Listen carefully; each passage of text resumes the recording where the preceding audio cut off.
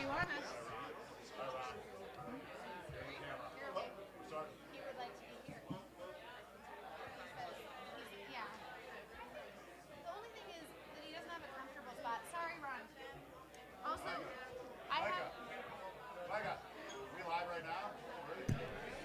Ladies and gentlemen, welcome to the Montana Tap House. If you're wondering what's going on, we are doing a podcast. We do it every week, 7 p.m. on Wednesdays. So if you didn't expect this, have fun. It'll be a lot of fun, trust me. Also, if you want to watch this live, it's kind of confusing. We are going to get our own Beer Buds and Big Sky Podcast YouTube page up. It just takes time to get post live. So to watch our show live, it's on the Tap House Facebook page, my personal Facebook page, and MT Whitefish Tank on the YouTube. It's a little confusing, sorry about that anyway. So, anyway, President, did you guys hear this? Oh, our guest today is Rylee Sommers-Flanagan from Epper 7 Law. We're going to go over the Constitutional Roadshow. Wow, Ryan, I never introduced you, I guess. And Ryan Hennon, ladies and gentlemen. Yeah, there we go. We want to thank Tamarack Brewing, Ed's favorite beer, the Hat Trick. Your favorite beer, Hat Trick. Favorite beer, love it. It doesn't love me. Yeah. Not over 50 anymore. Anyway, did you guys hear Trump apologized to Greenland and Canada? No way. Oh. No, he did not. Really? He did not. But I did see him. He never apologized for anything. No, sir. He's very unapologetic, and that's No, how I sir. rule my world, too. I don't say I'm sorry ever. Right. Actually, Wing prices are staying up, and we're not sorry about it. no, we're not sorry at all. Do you see Canada's like not fucking around right now? No, I mean, they hit us back. They're hitting back. 25% on electricity. Is it Rob Ford that I see on the TV? Is he the guy that was doing the crack and the cocaine? That was his brother, Doug. Rest in peace. Oh, he died? I think he died. Yeah, you can't be that heavy and do those kind of drugs. I think it's like the governor of Ontario. Yes. I don't know if they call it a governor per se, but I believe it's Ontario. I don't know. I think they call governors weird things over there, but we did see Trump get into a Tesla yesterday. Did you guys see that? I did see that. It was a pretty good little advertising campaign Gave me another great Trump saying that I get to think about when he sat down and he said, "Everything computer." Yeah, everything computer. Said, like, wow, genius. everything's computer. And apparently he bought one to help Spaceboy's company. Apparently he's such a huge douche that nobody really wants to buy his cars anymore, which is really weird. It was only a matter of time before we turned the White House into a used car lot. I mean, let's use that space for something. What in the world, man? Chainsaw boy. Yeah. But the thing is, to see Trump get into a Tesla, an electric car, was pretty amazing because 4 years ago we were supposed to boycott the electric cars, and government buildings getting rid of all the chargers. Yeah. You know, and we're also told to boycott the NFL 4 years ago. But now Trump went to the Super Bowl, and it's okay because, like, so they're not woke anymore or something. Yeah. There's some fucking reason That was a strange time. Dude, when it was the weird. NFL was for sissies. And Yes, it was woke. I know. And all of a sudden it all went away. And I always talk about the confused conservative because I do think it's very confusing when you're being led one way and another every other year, every other month. Sure. You're taught to believe something. You know, I'm going to end this. You know, this economy's horrible. We're going to fix it on day one. And I mean, it is crazy. It's almost as if Steve Bannon's running the shots, isn't it? He might be. Right? I did see You know who he Steve was Bannon on, is, Rylee?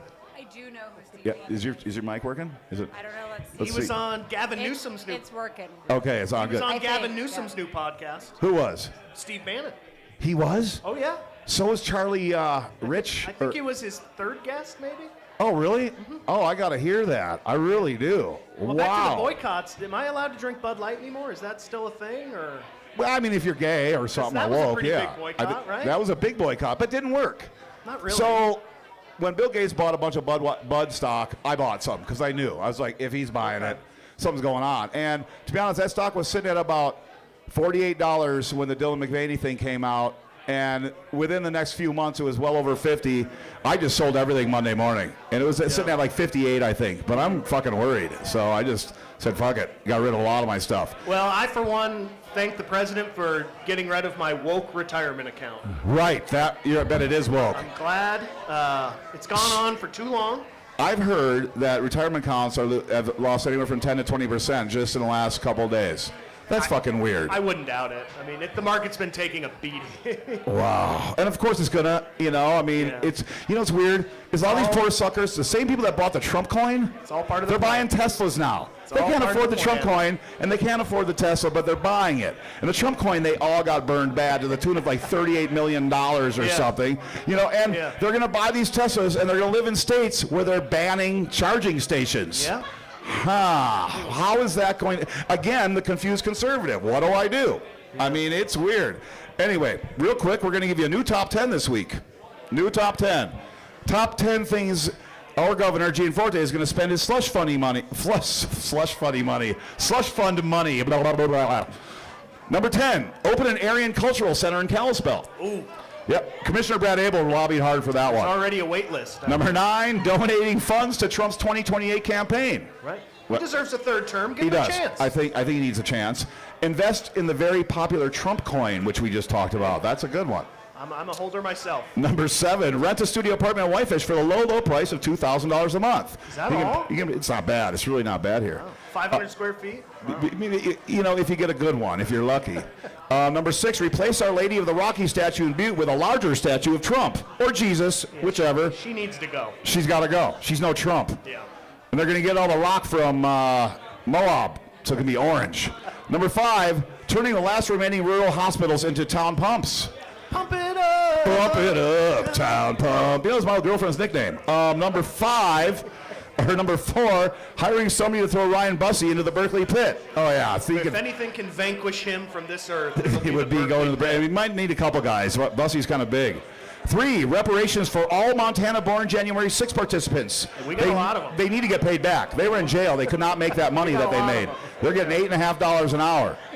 Number 2, open a rehab center for the gays. Now that's important. Yeah. The gays, they need some rehabbing. Be a good use of money. Yeah, that's just a choice, and I'm just sick of it.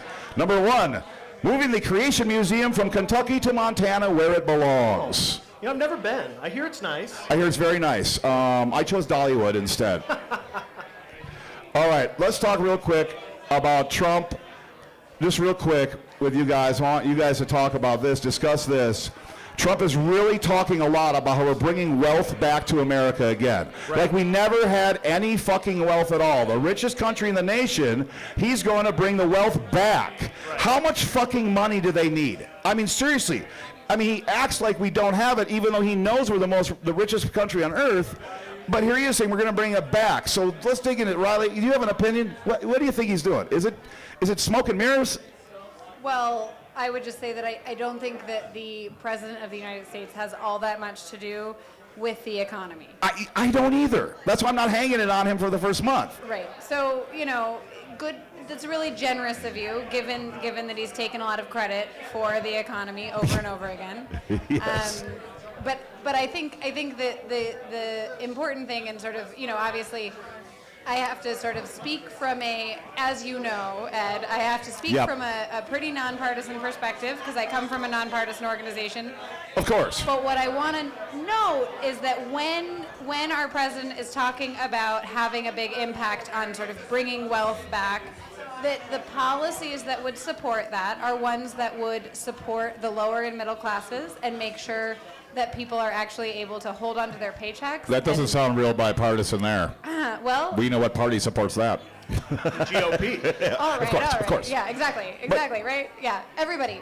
But you're right. I think you're right. Yeah. And so this idea that we should somehow have really accumulated wealth and that we should allow that to just keep happening over and over again, to me, that's not a very democratic idea.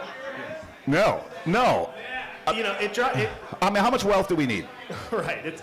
I think as soon as we can get. I mean, we have the richest person in the world, and he's made a bulk of that money under Biden. Under Biden, he got that rich, you know. Once we can get him to $1 trillion, Weird. then we're going to figure it all out. Okay, yeah, let him get to $1 trillion. Did you see this? So the new CEO of Starbucks No. gave him a $96 million bonus, and then they laid off 1,000 workers in the last week or two. I mean, they keep doing it. That seems a little disgusting to me. Could I do that here, do you think? Right. I mean, you're gone. Gone. Amy, girlfriend, Amy, sorry, you're gone. Yeah. Mark Cook, no, Mark's too good. No. Crazy guy in the kitchen. TJ, you're gone. Gone. Gone. But then I'd have to do all the work. But for some reason, I don't think the CEO of Starbucks has to go and fucking pour coffee. It seems to me like we're going to reach a breaking point eventually, where we can only get so top-heavy with wealth. Right. Where What do you think? You're going to have Bezos, Gates, Buffett, Musk, Zuckerberg. Which all supported Democrats 4 years ago. But now it's more popular in certain right-wing circles on the internet to support Trump, so they go. They're bros now. You know. They're bros now. Now they right. they're the nerdiest fucking people on this planet. But now they're with Trump and Rogan, and they're bros, right? It is very funny that someone like Elon or someone like Zuckerberg, has hundreds of billions of dollars, but all they want is to be cool. Yeah, I know. It's never gonna happen. It's not happening. It's never gonna happen. Honey, come here, look. It's never Elon's gonna got a chainsaw at CPAC. We're I gonna would get call- rich. I would call Zuckerberg a nerd to his face. Oh, dude. He looks like a fucking robot. I mean, yeah. but all those guys kind of are really nerdy, those tech dudes, Look at Micah. Micah there, he's a tech guy. Right. He's a billionaire. I self-identify as a nerd. Oh, yeah. I really think, I saw your presentation last night. I know, exactly, right? Like That's next level. there's nothing more nerdy than being like, I would like to travel the state and talk about the Montana Constitution with incredible levels of enthusiasm. Right.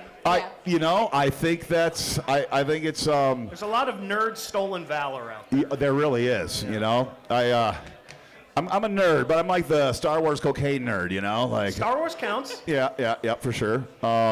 Anyway, so I just don't understand. I think what I don't understand is okay, the economy's not doing great right now, and that's fine. I'm not going to blame it on Biden or Trump. I'm not.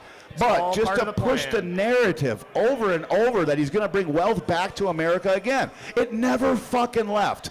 So who are the people that are buying into this? That's a good question. I don't Like, why would he say it? I don't get it. I mean, yes, the majority of the country's not really educated. I say it lightly. Right, and I bet a majority of the country really doesn't give a shit about the stock market. And they don't give a shit altogether. about the stock market or anything. They didn't care when it was record highs under Biden, and they don't really care now that it's crashing. True. Like I was saying last week. Who's Trump talking to then? When he's saying bringing wealth back, it's just a talking point I don't know. that for some reason, I think they put into AI and it says, this one works. Maybe? Well, doesn't everybody want to be wealthy, though? True, and I think that's why people like rich people. And doesn't it? I mean, it's one of those things, right? Like, a lot of things in life are easier if you've got enough money.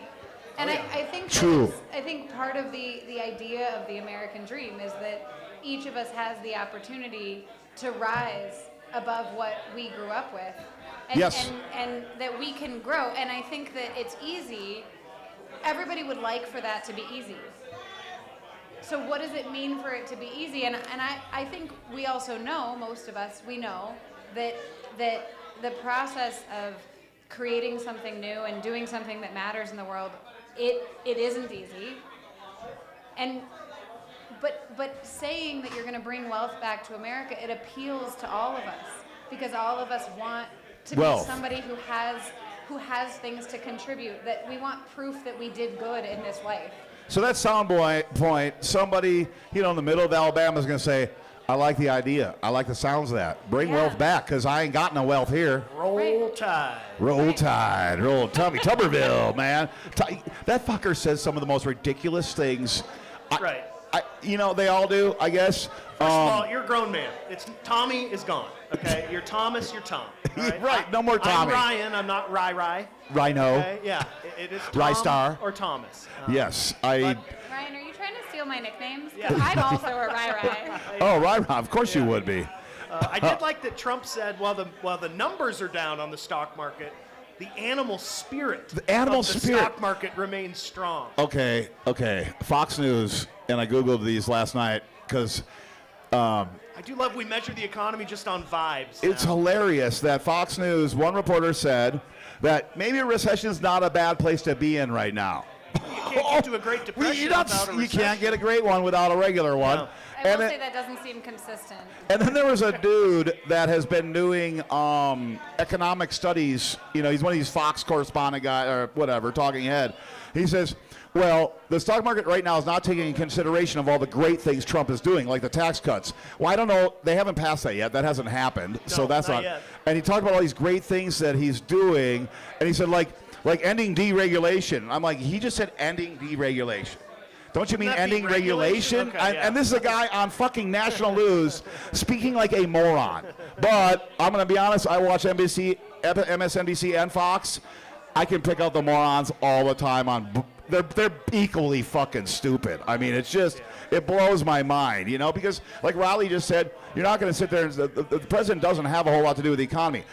I would beg to differ if he's going to slap 50% tariffs on everybody. Sure, Well, you know that's- that could swing things. But to Riley's point, I think this notion that the president has 2 buttons on his desk that says gas prices up, gas prices down. Yes, I know. Biden is just hitting the up is Because he doesn't like America. It's pretty ridiculous. It's stupid. We talked about that last week. It's like you just cannot, or 2 weeks ago, whatever. Like, just can't assume that the president fucking hates you, so he's going to raise all the gas prices. They want to get elected, man. You know, like it's. I mean, I'll tell you if Biden, well, he was done, and Harris, I think, kind of was a horrible idea just because the way it went down. But you know, they had a chance to fix the border. They did. They could have done more on the border. And to believe it or not, like I didn't think it mattered, but a lot of people I talked to were really concerned about the border. I never really. But now, you know, we've got it apparently under control. You're looking at farmers in the Midwest. It's time to start planning and it's time to start farming. They're not getting employees showing up. Yeah. What the fuck are they going to do? Right. Like, It's gonna be tough. I couldn't imagine, you know, having a 300,000 acre farm in Nebraska and you're depending on about 1,000 Mexican immigrants so we can eat corn. Yeah. Our corn might be more expensive than eggs. Yeah. Oh, it's the year of the egg. It's the year of the egg. Oh, the year of the egg. I saw a meme of somebody like in a suit purchasing marijuana, and on the other side of the alley was somebody who's selling eggs out of his trench coat. Yeah. I guess that's where we're at, huh? One thing I felt was very interesting in the news last week, and I'll tell you, we try to write stuff for the show, and fuck, by 10 minutes before Wednesday at 7 o'clock, there's so much new shit out there. But I think the DEI purge by the Pentagon, I think this is kind of going too far. Maybe not. I don't know.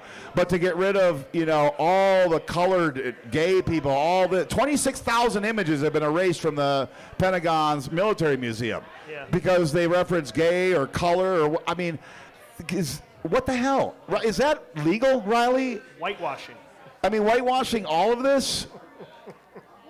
It was Isn't that number one. That number 6 is replace Our Lady of the Rockies with a man? Yeah. Yes, I guess. I did read that women were hit especially hard by the DEI purge. Well, They're always hit hard, especially when they're with me. Good one. Just kidding. I'm sorry, Rylee. I promised I'd be classy. I'm gonna be classy. I'll be classy now. I think I saw Bo I don't think here. you've ever promised to be classy. Oh, I didn't? No, I don't think so. Oh, good. I forgot. I forget a lot of things. You know what I will say about this question. I think there are a lot of really reasonable concerns with the idea of taking people out of, like, the idea of targeting people on the basis of their race and their sex and their sexuality. All of those things raise a lot of constitutional problems, and I think that the administration will be seeing the outcomes of those particular constitutional problems pretty darn soon. Is that why the ACLU is asking me for money every 7 minutes? Indeed. Yeah. They would like to sue them, and they need our help. Yeah. I'm expecting them to show up at my door at this point. Oh, he's got a picture behind him. Oh, he does? Yep. Whoa. I mean, but this one's fresh. Yeah. It is fresh. We've been Where's sending mine? you emails, Ryan. You haven't responded yet. Where is my beer? Okay. What? That's going to last me like 30 seconds. Anywho, I think it's unfair. And then that airplane that said gay on it, that's gone. Yeah. And that was like a famous, I mean, it was the best airplane. very famous airplane. Now they're going to take it to Burning Man and let people do drugs inside of it and have sex, I guess. Ebola gay or Mola gay. Mola gay. Yeah. It sounds kind of gay, I guess. But you know, back then, gay was not the word it is now. Sure, it meant happy. Like, but if this Still is, does, I guess. but think about this: if we're going to start erasing history, I mean, isn't that scary in a way? Like, my opinion of getting rid of the Department of Education, that's another thing. You know, you're going to have states like Idaho, Montana. They're going to say, you know, white people did what they could to save the Indians' lives, but they were really bad people, and we had to get rid of them. And that's why they still live in fucking poverty. Slaves were happy. Slaves were very happy people, yes. Brad Abel actually commented on that one. Songs, they were happy. Dude, I played banjos, and you're right, you know. Pick cotton. Who wouldn't want to pick cotton in Alabama in the summer? I mean, that sounds like a vacation to me. I cannot wait. Especially for free. What my kids come home with in 10 years as homework is going to be wild. Oh man. Yeah, it's going to be real wild. Well, so, and speaking of wild, when they talk about, you know, dictators and these horrible countries, and now you've got about 50 countries around the world are talking about America's lining with Russia. That's just how we are now. Yep. And I'm like, wait, no, we're not. No, we're not. But, you know, these other people, they're not in the know like we are, and I think they look at it through a different lens than we do. And I guess it would appear that way, you know? And if you're going to, like, again, Elon Musk running Twitter or X, hey, calling it that. I don't think you have to call it that. You can call it whatever you want. Call it whatever I want. Yeah. Space Boy's site. Freedom of speech. Freedom of speech, and that's very important, you know. Yeah, but unless you speak out in favor of Palestine, of course. Oh my God. Tesla. Oh my God. Okay, this is not here, but it just came, and we need to talk about it because you're a lawyer, and you're kind of a lawyer too. There's Bo. Yeah. Oh, hey, Bo's here. Hey, thanks for that glass of wine last night. Yeah. Bo's root beer makes me feel dizzy. Yeah, that's all we did last night was just wine. And anyway, it was a lovely evening. So, no, this happened today, and I listened to it on the Midas Touch. Yep. Is that what it's called?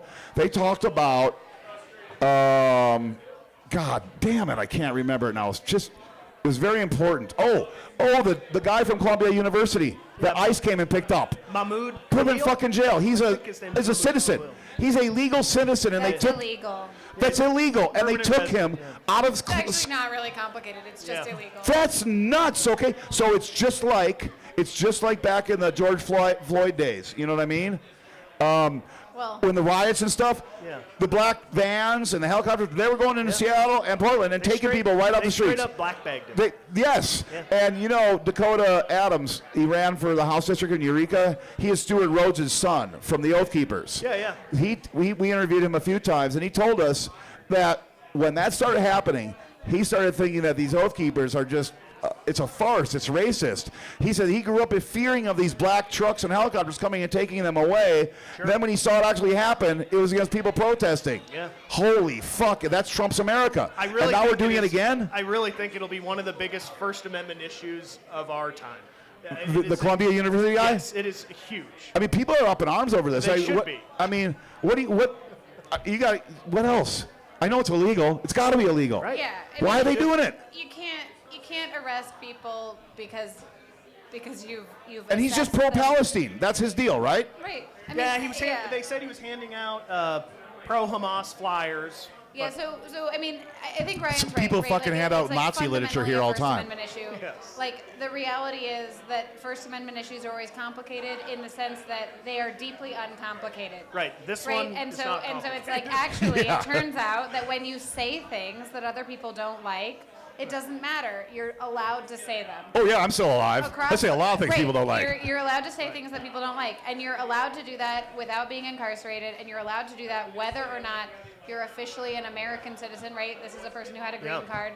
He is equally protected by the First Amendment. Yep. And at the end of the day, I mean, like, you can't go around arresting people because you're mad about the things that they are saying. But they're doing it. Well, yes, sure. they are. They are doing it, but this is one of those things, it's like the bully in Sometimes school. what you see is the executive branch pushing against the rules that are supposed to hold them in place. And then we have a system that is intentionally created to create barriers and to restrict that type of action. So you have an executive branch that's overreaching, that's overreading its mandate. Yeah, and we do. And we have a judiciary whose responsibility it is to hold them in check, and a legislature, right? We have three branches of government. They're supposed to work together to make sure that when things are getting out of hand with one of them. Do we trust all three of them right now? Do you? I mean, what I would say is I do not. She might not want to answer that question. I may not want to answer that question. You're neutral. You're neutral on that one. I'm neutral on that one. But what I would say is that we have a system that is intended to work against that push. Yeah. And that attempt to overreach. And I will tell you, I think that it is just the case that when you have concentrations of power, they naturally want to overreach. And you have to have a system that creates checks and balances and that works against that. And just to be really clear about this, right? Like we are in a moment in history that is different than many of the things that we've faced previously. It's not unique, but it's different. And what we have to rely on is the resilience of these institutions, and we also have to shore them up. Yes. We have to give them our support. Yes. Sam Alito would like a word with you. Well, you know, I'd love to chat with him. A couple We'd words. have a good conversation. Yeah. Paris, is this all working? Like live and the sound, everything this week? Everything's good? Okay, good. Last week we lost 10 minutes. That sucked. Because I had a really good joke, too. I really just want to tell you guys that all I've been thinking about for the last like 20 minutes is the number 7 is a DEI situation, or whichever one it is, number 8, that replacing that's all I can think about is that it's a DEI joke. Oh, the Butte, Yeah. the Lady of the Rockies. Yeah. It's like the only thing I can think about. Well, anyway, we're going to change it now and be a little softer because we can't do all politics and all that shit like that, you know what I mean? So we're going to talk about gay sex. I'm just kidding. Bo's here. Bo is here. That's right. He's my friend. Already. Good friend. No. We talked about, Bo and I actually talked about this last night. So I'm like, you know what? I'm going to make this a topic. Adam Sandler movies. We're You're a sorry, big Bo. movie guy. Okay. I don't understand. Like, Little Nicky's my favorite. Yeah. Love that fucking Yeah. movie. What are we talking about? Adam Sandler movies. Oh, obviously. Yeah, we're getting, Yeah. you know. Well, the guy, apparently, so this is what Bo was telling me. He's the guy. He's the kingmaker in Hollywood. Oh, I don't doubt it. I mean, Really? Adam Sandler, that seems intuitively right. Yeah, He got Bob Barker, he did. and he punched him, which is cool. But so he is that guy. He just seems like a genuinely nice guy. He definitely seems like a genuinely nice guy like Will Ferrell, but Will Ferrell's funny. That's my opinion. And Adam Sandler's not? I don't know. I don't like a lot of his movies. I like Little Nicky a lot. Okay, What's Little the Nicky's a one good where one. he takes care of the kid? Big Daddy. That's cute. Yeah, that's a good one. Yeah. Okay, it's cute. Yeah, I don't think I've seen that one. The kid, he doesn't know what to do when he has to go to the bathroom and he ends up using a bunch of newspapers. It's like anyway. It's Such a really sad scene when adorable. they're taking the kid away and he's like, I wipe my own ass. And he's like, I No, know you do, what? buddy, and he's crying. Oh, that's a great movie, Ed. Paris likes it. Ed. Yeah. Oh, really? That's a great Do movie. you like All everyone right. likes this movie? Billy Madison, Happy Billy Gilmore. Madison is such a good movie. What? Oh, that's Billy? a good Oh, that's a one. golfer He's got one? some serious ones too. He has Punch Drunk Love. He has Uncut Gems. Was a Oh, recent you one know that what I very liked was good. the football one. Oh, I haven't watched Uncut Gems. The Longest Yard. No.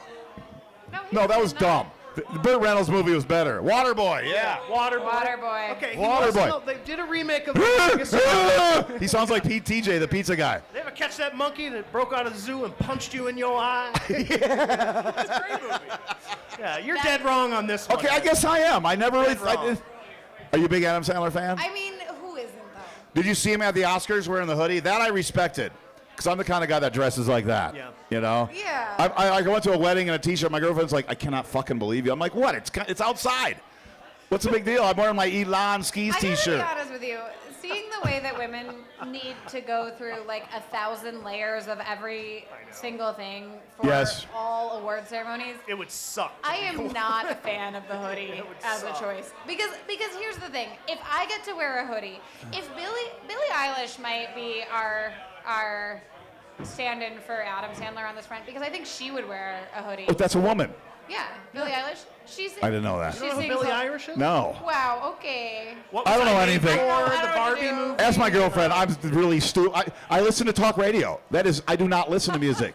I mean, I'll throw on, I mean, she's, Rush like, or really Metallica. famous, and And was- she's won. Well, I know two she's Oscars. famous. I've heard Yeah. Oscars. Not She's an Oscars, actress. Grammys.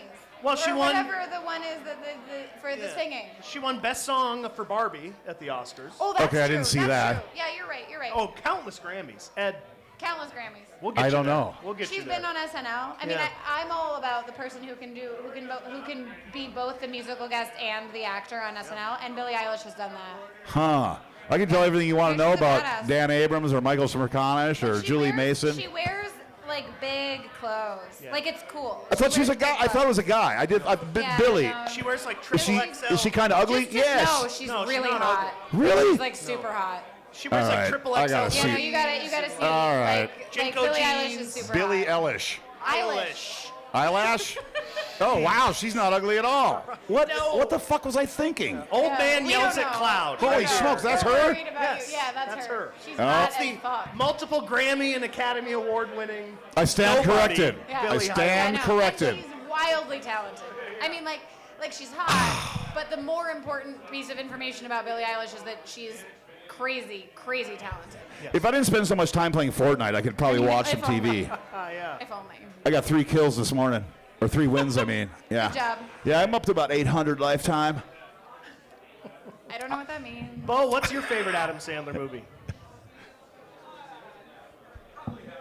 Yeah, that's a good one. What's That's- Billy Madison? I thought that was I the don't golf one. remember. Billy Madison is where he's gonna It's the dancing one. yeah, he's gonna be the Oh, heir to his dad's hotel company, but he has to go back to school, kindergarten through 12th wait. grade. I was thinking of Really? the one where the kid learns how to be a ballet dancer. It's not That's the same. Billy Elliot. Thank you. Yeah. Billy what? Okay, that's over my He's head. Spider-Man. Tom Holland was It's Billy okay, we're Elliot. doing Now a he's deep dive now. Spider-Man. You lost All me. the Billies. We are off the rails. Billy Madison, Billy Elliot, Billie Eilish. Yeah. Billy String, Steve Quinnell. Billy String. Steve come on up here, Quinnell. buddy. He's in Indiana right now. Is His he? daughter plays 3rd in nationals. Oh, wow. In swimming Oh, yeah, she's in a college. swimmer, yeah. Yep. And I'm a big part of that. He tricked me into sponsoring her a bunch of years. Yeah. thank you, Ed. I know. Okay, let's get back to some serious stuff. I have a question, and I don't want it to be taken the wrong way, but Rylee doesn't trust that at all. I'm like, I don't know where this is going. She doesn't know. Okay. All right. I'm ready. Can I still be a liberal if I question DEI policy? Okay, and this is it's a larger question than that, but that's just what I came up with. But you can expand on that. Like I think my opinion is. So what DEI policies specifically? Oh, that I don't know. I don't know. I don't even care. I'm just saying that you got like say kind of a redneck dude like me that is pretty socially liberal, you know, and I didn't vote for Obama. I didn't vote for Clinton. I voted for Bill Clinton, but I did not vote for a Democrat or Republican until Joe Biden in 2020. That's Right. I voted Libertarian. Who are you voting for? Libertarian Gary Johnson. I smoked pot with him and drank with him. Writing his vote Good on a guy. piece of paper and blowing it into the wind. And I live in Montana. Does it fucking matter who I vote for? You know what I mean? Right Like, in Tasmanian devil. Exactly. I wrote in my left part of my scrotum, actually. But, you know, I voted for Biden because I just didn't think Trump was good for the country, no matter what. You know, but let's get back to it. That say, you know, and you know, in my understanding of the DEI stuff federally, now they're getting rid of all of it. From what I've been told and what I've researched, it's not about taking an overqualified white person and putting a black person in that position at all, or a Latino or a gay person or whatever. You know what I mean? It seems as if though there is a quota to reach in government agencies, or no? I don't know. You know? Here's the thing. I don't know. I don't know if I have an answer to your question directly, but what I will say is that, like, so I went to Stanford Law School.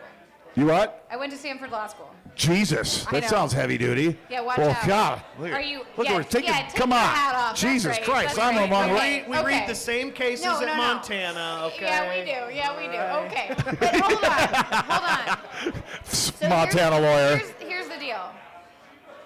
There are way more qualified applicants to go to Stanford Law School than there are seats in that class.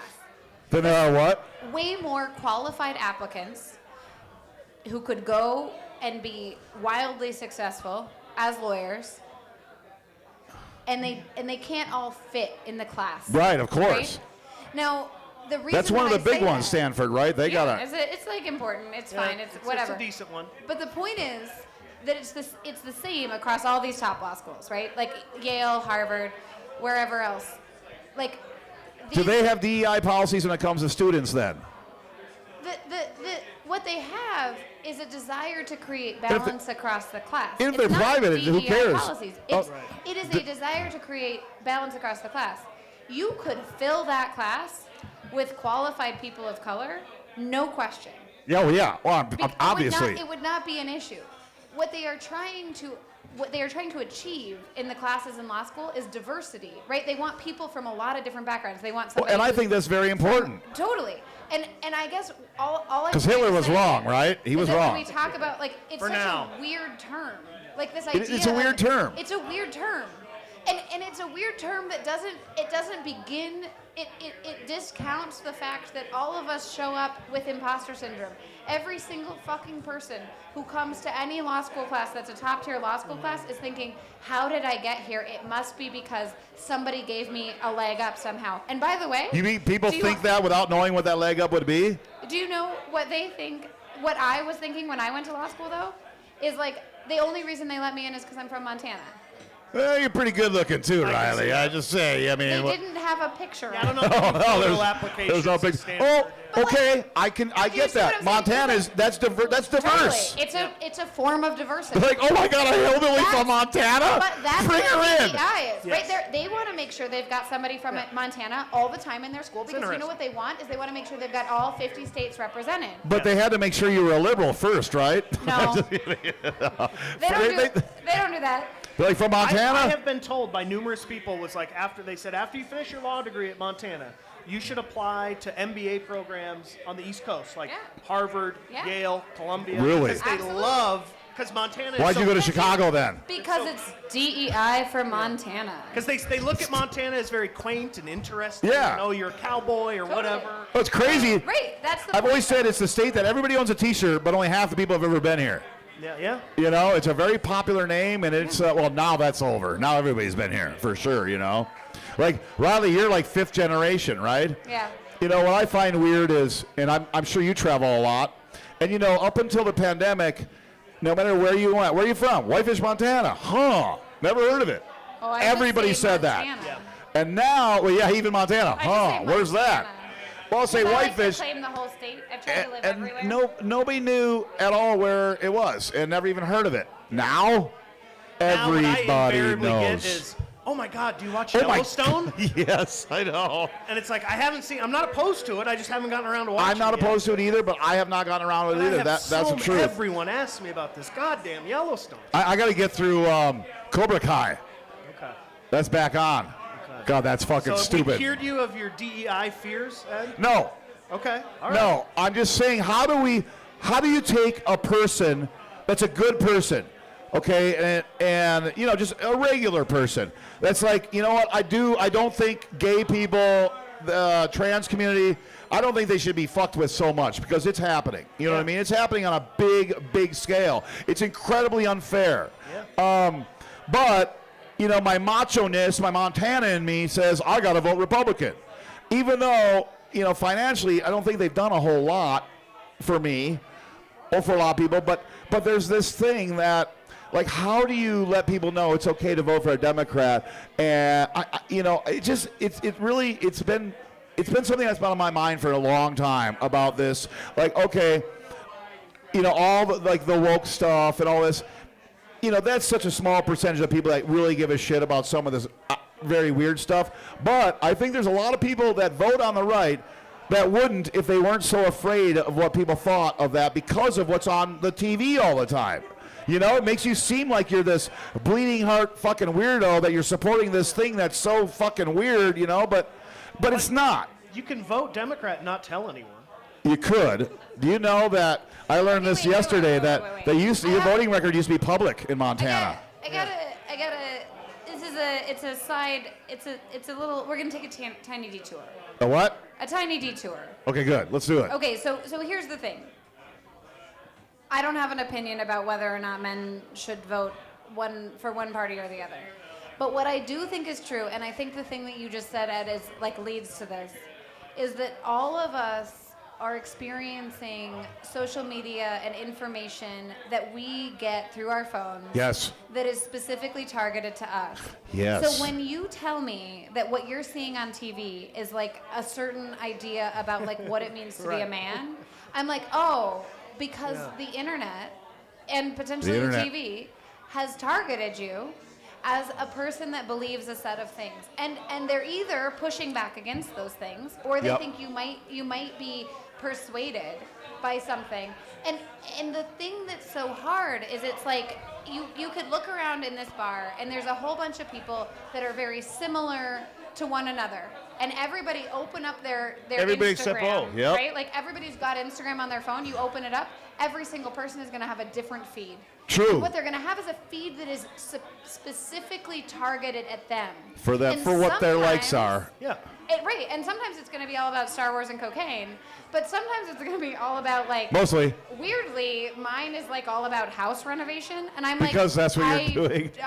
But I'm not, right? Like I am now, but it's been targeting me this for like 3 years. Oh yeah.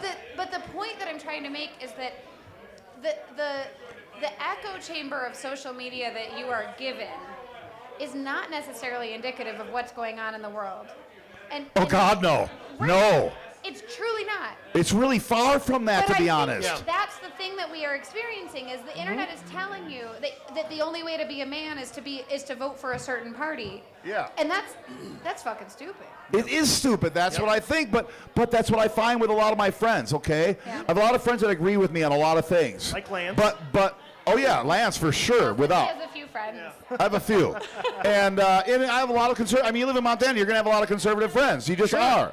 And to me, back in my mind, I'm like, you're just kind of fucking macho.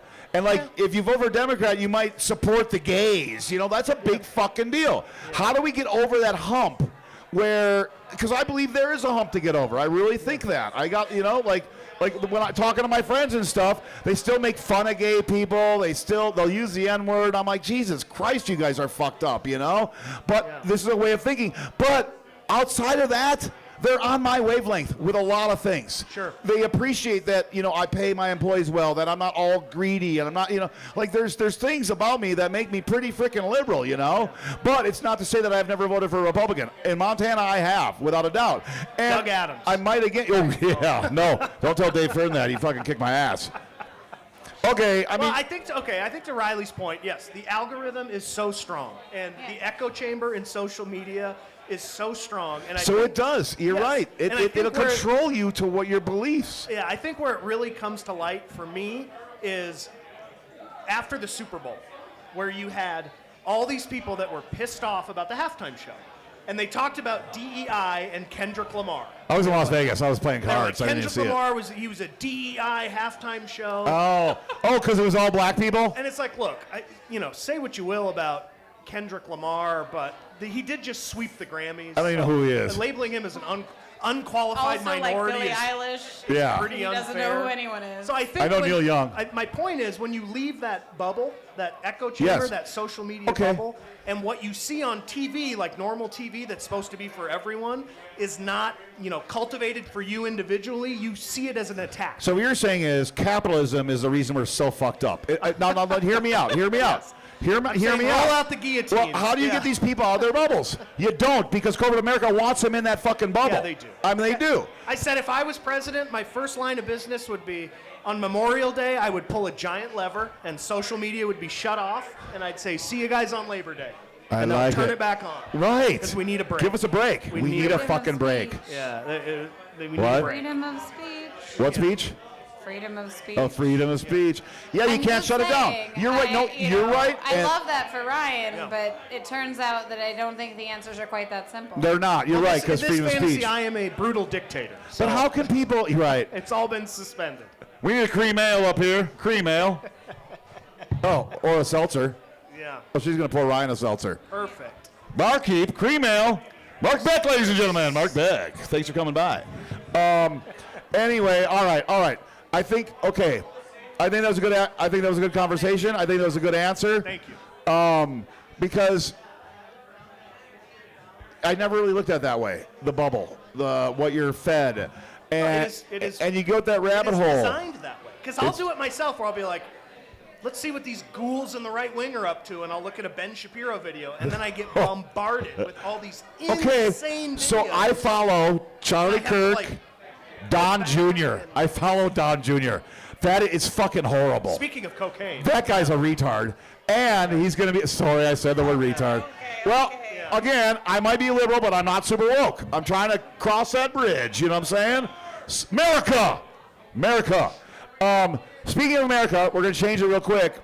I don't know if you know this, you guys. This was in the news. You can't fucking say retard. You just said retard, Joan. You did. Well, you just did. I'm blaming you now. Okay, hang on. Where is this?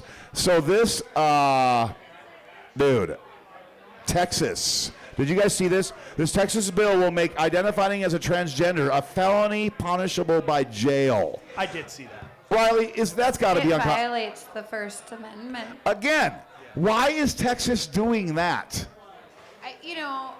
Why? They know it's illegal. I gotta be honest with you. Like, I think the First Amendment is so fun because it protects all of the crazy people. Richard Spencer. It protects everybody from the people that you least want to sit next to in church to the people that you least want to sit next Brian to. McDowell. In Ed's bar. Like, the reality at the end of the day is that, like, everybody gets to say what they think. And do you know what drag is about? And by the way, trans people is different than drag, dressing and drag. But I would like to talk for a moment And about the drag dressing is fine with me, as long as the guys cut their beards. Do you know what drag is about? It's about critiquing gender roles. It's about engaging. It's not about weirdos wanting to wear dresses? Yeah. Oh, okay, that too. It's like maybe Ed wants to try a dress. Maybe I do. I was going to wear a dress tonight. I was thinking about it. Yeah, it's and not he pretty. wants to rock the like hardcore makeup. But like one of the most fundamental My girlfriend thinks I'd be an ugly woman. pieces of drag is that it's not about being transgender, right? It's about expressing a view of society that is interesting and it's engaged with sort of what is going on around us. And like and then being a trans person is a different thing. That is something that is related to, like, does your soul match your body, and you get to decide what your soul says, and like we all Not in red states you don't. Yes, you do. Okay, you in do. Montana, you sure do. You have a lawsuit And about that right now. Absolutely. And here's the thing: is like human beings exist. They exist whether or not we agree with the ways in which they represent themselves. Damn it. One way or the other, right? Like that's it. Foiled again. Yeah, they Sorry exist. to say. Well, it's something that, I mean, you know, states like Texas, like I follow the Idaho legislature, and we think it's bad in Montana. We're not as bad as Idaho. Holy shit. Yeah. They only got like 6 Democrats in their Senate or something. It's fucking nuts. Yeah, 6, way too many, dude. I mean, they are stripping people of rights left and right. Yeah. In Montana, you know, we have a lot of rights that have been stripped from us, and not everybody can afford to sue the state of Montana. Like, I'll give you a real quick one. The marijuana industry, when you sell an ounce of weed for $100, and this is the way the bill's written. If you discount that to 50% for veterans still have to pay the full 26% tax on the $100. That is unconstitutional. It's very unconstitutional. You're paying tax on something that you did not buy. But in the marijuana industry, nobody has the money to go and hire Jim Getz or you guys or somebody. Well, you know that we don't cost any money. Huh? Zero money. Well, yes, but you're not going to take this one up. You know what I mean? This would be something we'd have to pay to do it.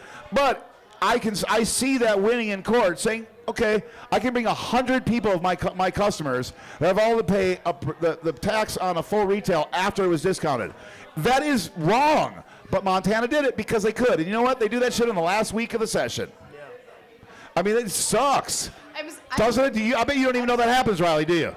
I'm literally It's not part of your world. I'm laughing because I just want to say Jim Getz is very expensive and we are free. Yeah, Jim Getz is very expensive. We used him once. You got 2 free lawyers on the stage tonight. Well, but I don't want to wait 7 years because, you know, I mean, things are going to keep coming. Ryan, do you litigate? Oh, yeah, all day, every day. That's what he does. Who do you sue? I'm a public defender. Oh, I love that. Yeah. I bet you would, liberal. Oh, get out of here! What are you doing? I'm just kidding. None of that. I'm just kidding.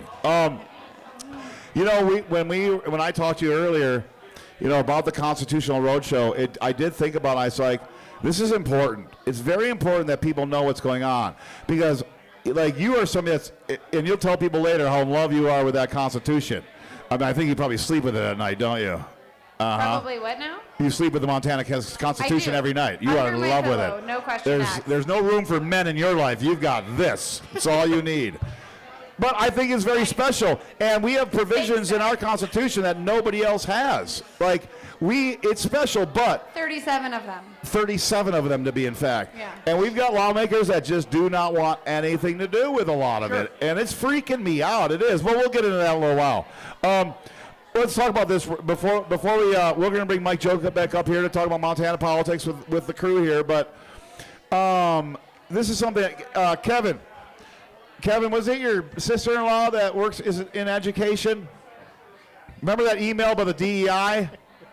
So the U.S. Department of Education launches NDEI portal. So did you? Come up here. Rylee, is this legal? He literally just walked in the door. I need a lot of There's our producer. He's late.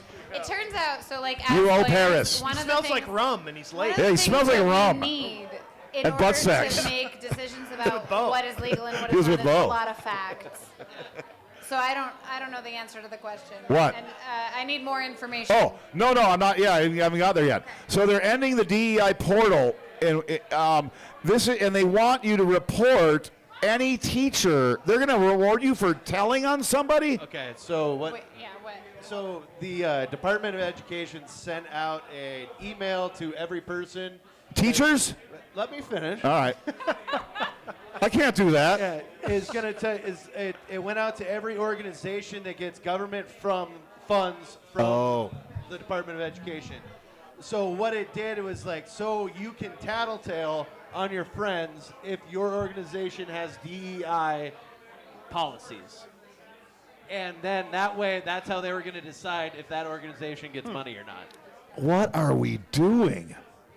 Why? Yeah. It's crazy. One of my buddies is a teacher, and he was telling me, he's like, it's all so crazy. They think I spend my entire day, telling my students to chop their penises off. Right, It's really yes. just, Yep. It's really just getting them off their phones. Right. Like, that's my job. I bet It's that's like, the hardest these part. Goddamn phones. It's like they're always on them. I know that there are schools that don't allow them, and I fully support that. Yeah, that should be the I do. They shouldn't be. They shouldn't. Like, well, we have was a teachers. nightmare enough in We high have school, I teachers can't here imagine. that let parents come into the classroom and fucking braid their kids' hair and shit Yeah, while they're Steve in Quinnell. class. Steve Quinnell, yes. Oh God, he makes me sick. Yeah. Anyway, okay, because that was weird. It's really weird that they use these as a guide to identify potential areas for investigation. Like they're taking. It seems to me they're taking this too seriously. It's all about control now, right? So now Yeah. they have control, and they're willing to do whatever they want to push their issues, and that's what they're trying to do. So instead of letting people make their own decisions on how their funds need to be done, Right, because which they they're should. actually taking care of children. No, it's how we want to do it, and that's it. This is the small government we've all been hearing so Oh, much yeah. about. Oh, All very about small. it, yeah. Okay. I love That's small government. Exactly. We all love small government. That's another fallacy. I that actually so here's the thing. When we talk about the notion of a small government, like one of the things is it's a self-fulfilling prophecy. If you hamstring the government in a way that prevents it from being able to do the services that it is meant to do, Yes. what you are going to create is a situation in which they cannot do those things. And we need certain things to live in the government. And this is a very basic sort of like, it comes from the Constitution. The Montana Constitution has educational provisions in it that talk really specifically about this idea that like our public education system is absolutely required to work. Like this is not an optional, this is not a like, oh, we opted in and decided we were going to do public education. Absolutely not. We have guaranteed every child in the state of Montana will have access to an equal and quality educational opportunity. The reason I say this is because when you hamstring government programs that provide public goods, they will be less able to perform the services that they are required to do. But one of the theories that you find in court, right? So you sue somebody because they're not providing the level of services that is required constitutionally or by statute. You cannot use as an excuse the fact that you don't have enough money. Yep. Now, to me, what that means is the legislature is required to adequately fund not only public education, but all other government services that the government must provide. Right. And They have so to. the notion of Public small government, defenders. like listen, public defenders, 100%. Well, you shouldn't get Constitutionally anything. mandated. To be right? clear, that doesn't mean that we shouldn't have government that respects our individual liberties and Without our a doubt. privacy and our ability to make choices about our own freaking lives. Yes. Right? But I'm not we against also somebody need sending a kid to a government private that school. is I'm against the state funding that. 100%. Well, Right. and something to think about is like with the Disabilities Act, what is it, 76, when the Disabilities Act? Yeah. Yep. So with that, it's so I saw something on Friday in Missoula at Lewis and Clark Elementary. I actually went to an elementary. My girlfriend's a teacher there. Aren't you on that list? And You I shouldn't went go to- there. Yeah, I can't go there. You saw that. You're But going to say they're that. Expunged. They're the only school in the state that that does sign language. So there's like Oh, as a class? Where is this? Lewis and Clark Elementary. Oh, that's and super cool. So like people will fly in from Seattle to Missoula so their child can learn from professionals and sign language. What? So I'm at this assembly. So liberals aren't that bad. And they Missoula's had all an right. assembly the entire time somebody's signing, and it was phenomenal. I had a riot, and Wow. listening to all these kids sing, like that actually gave me hope in the world. So- is listening to this so and seeing this. Teaching deaf children to communicate, is that the equity or the inclusion? That's inclusion. So I guess if they're, it could be But with the diversity disabilities It could be Act, diversity. It is they diversity are too. like you can get sued for not being able to provide the proper care for a student. Yeah, it's called, Yeah. it's called an And IEP, as you should be. individual education If program. you're going to take away the funding, then you're opening to get sued automatically right away. And no, the school districts already don't have any money. And now what are they supposed to do when they're So, getting sued? okay, again, with the unconstitutional things that not only Montana does, all these states, the federal government, a lot of things, times, they get away with it because people don't have the funds to do something about it, you Happens all know? the And, time. and that, you know, to me, is just like, it's sad. It's sad that we, in my experience in Montana politics, you have an office that you submit your bill to, and that office is called the Office of Political Practices, and it comes back to you and says, you've got to change this and this. This is not constitutional. Sounds woke. That's fucking gone. Sounds woke. Last session, that was gone. Like they're like, yeah, sign it anyway, approve it anyway. That's blowing my mind because that's telling me that, okay, fuck it. If they want to sue us, go ahead. At least we're going to try to get away with it. There is, 50, 60 bills from the last session that are under scrutiny and in lawsuits? Holy shit. Because how many do you have? Your firm. Oh, well, we've filed roughly 21 lawsuits since our founding in 2021. This is a great We segue. And Graybell's at like most of 30. them. Yeah. And Yeah. Graybell's got like 30, right? Isn't it? No? Oh, I thought he. I'm it's- sorry, but 17. you think that Rafe has filed more lawsuits than I have? Thank No, you very no, much. no. That is not Well, the with his case. firm or whatever. Fuck Rafe. Yeah, fuck Rafe. That's I it. fucking love Rafe, but no, he has not filed more Okay. lawsuits than I have. Oh, Thank you very much. we were talking about Ryan about it at one point, and I think it was like he like won a bunch of them, you know, and so have you, and I think We've actually only lost one of those. of how many? 11 or. Wow. Well, we're going to get into that a little bit. We're going to give Kevin a break. He's going to go back to the thing. We got a dongle or Back to the deck. What's it called? Thumb drive with her slideshow. Paris knows where it is. You got the remote in front of you. We're going to get to that in a minute. Mike? Huh? We need Mike though first. A microphone? No, Mike. Mike jokes. No, Joe Peck's coming up now. That's what I'm Okay, saying. okay. Oh yeah, we're gonna talk about this Montana stuff first. We're gonna bring Ed O'Neill from Modern Family up here with us tonight. Yeah. So I don't know if Mike knows who Ed O'Neill is. Do you, Mike? You remember Al Bundy? Do you? So on our TikTok, on one of the videos, it says the guy's like, I don't know much, but I know Ed O'Neill from Modern Family's right on this one. It was. He does, I see it now. That he I said that, I didn't see it. Yeah. I did not see it. Yeah. But now I see it because with the glasses on and the camera, the close-up, I'm like, holy fuck, he Ed looks like O'Neill Al was Bundy. also in the movie Dutch, if you ever saw that Dutch, movie. yep. And he's an incredibly handsome human being. Mike should Right. be proud. Yeah, yeah. Yep, handsome, very handsome. I got my mic on here. I don't know. No, is it on? I don't know. Look on top. I don't think it's. You got to switch it towards you. Wait, no, hold on. Towards you, and then Okay, there it goes. All right. So, anyway, Turn me up, Kevin. turn him up. Okay, you know what? Turn 'em up. Mike's got his own shit this week. He actually did his homework. I got a bunch of stuff for you too. I went to that Powers and Fern Oh, yeah, I was there. Yep. town hall, that transmittal town hall that they're Trans. Whoa. I can't believe. Yeah, whoa. transmittal. transmittal. Hey, that's about the only Okay. trans world. I'm boycotting all transmissions. I told you that. Me I'm not too. driving a car with transmission ever again.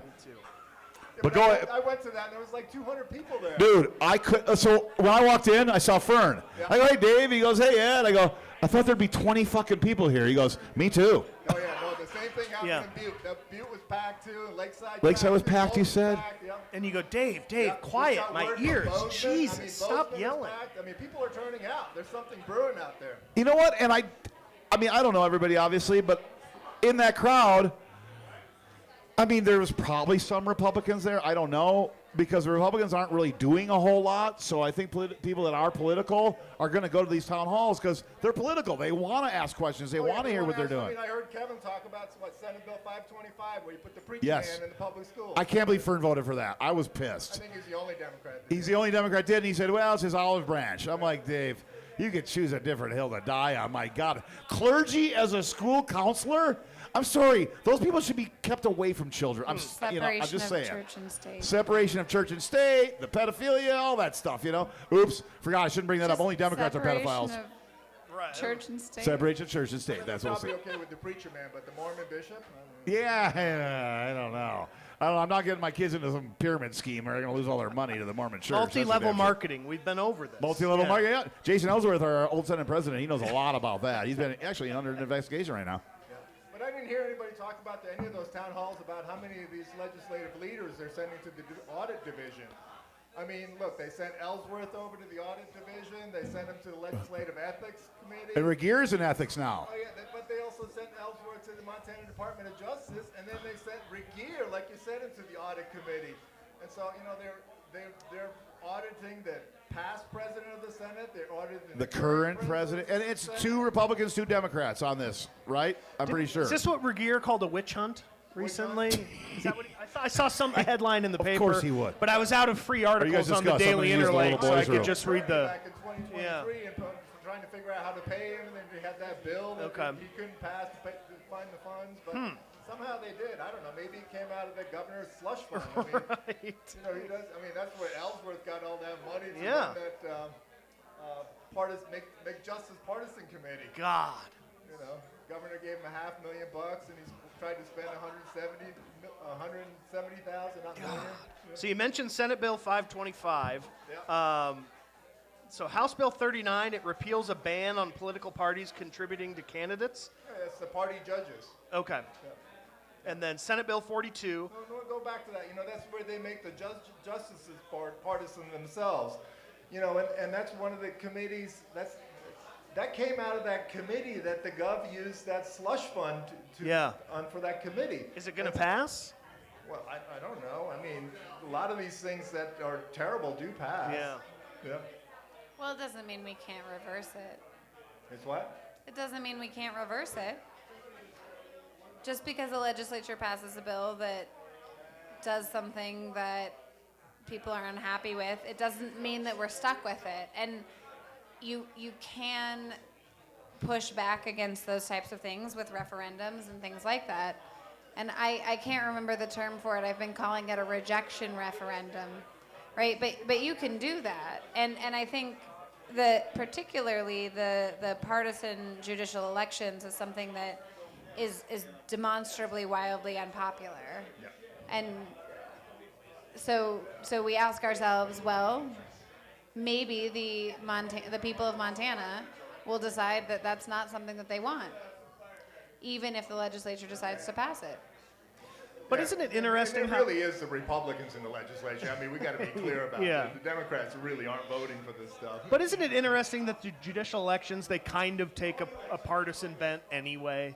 Oh, yeah. No. I mean, even like that Senate Bill 42, I mean, now they want totally the disagree with parties that. to endorse the judges. And it's like, and I don't know, I mean, I know Judge Dan Wilson because I appear in front of him all the time. I don't know if he's a Republican or a Democrat, but I do know that when I would see a Gianforte sign, a Tim Sheehy sign, and a Ryan Zinke sign, I almost always saw a Dan Wilson sign. Yeah. And the same is true on the other side for, Bittigary. So I think people kind of figured it out after a while. They were like, oh, I don't really know much about Catherine Bittigary. I think she's a judge over in Great Falls or Although something. you notice, of course, that Kathleen Bittigary won, and also that Corey Swanson won, and the sign alignment that you're talking about definitely wasn't the same. Yeah.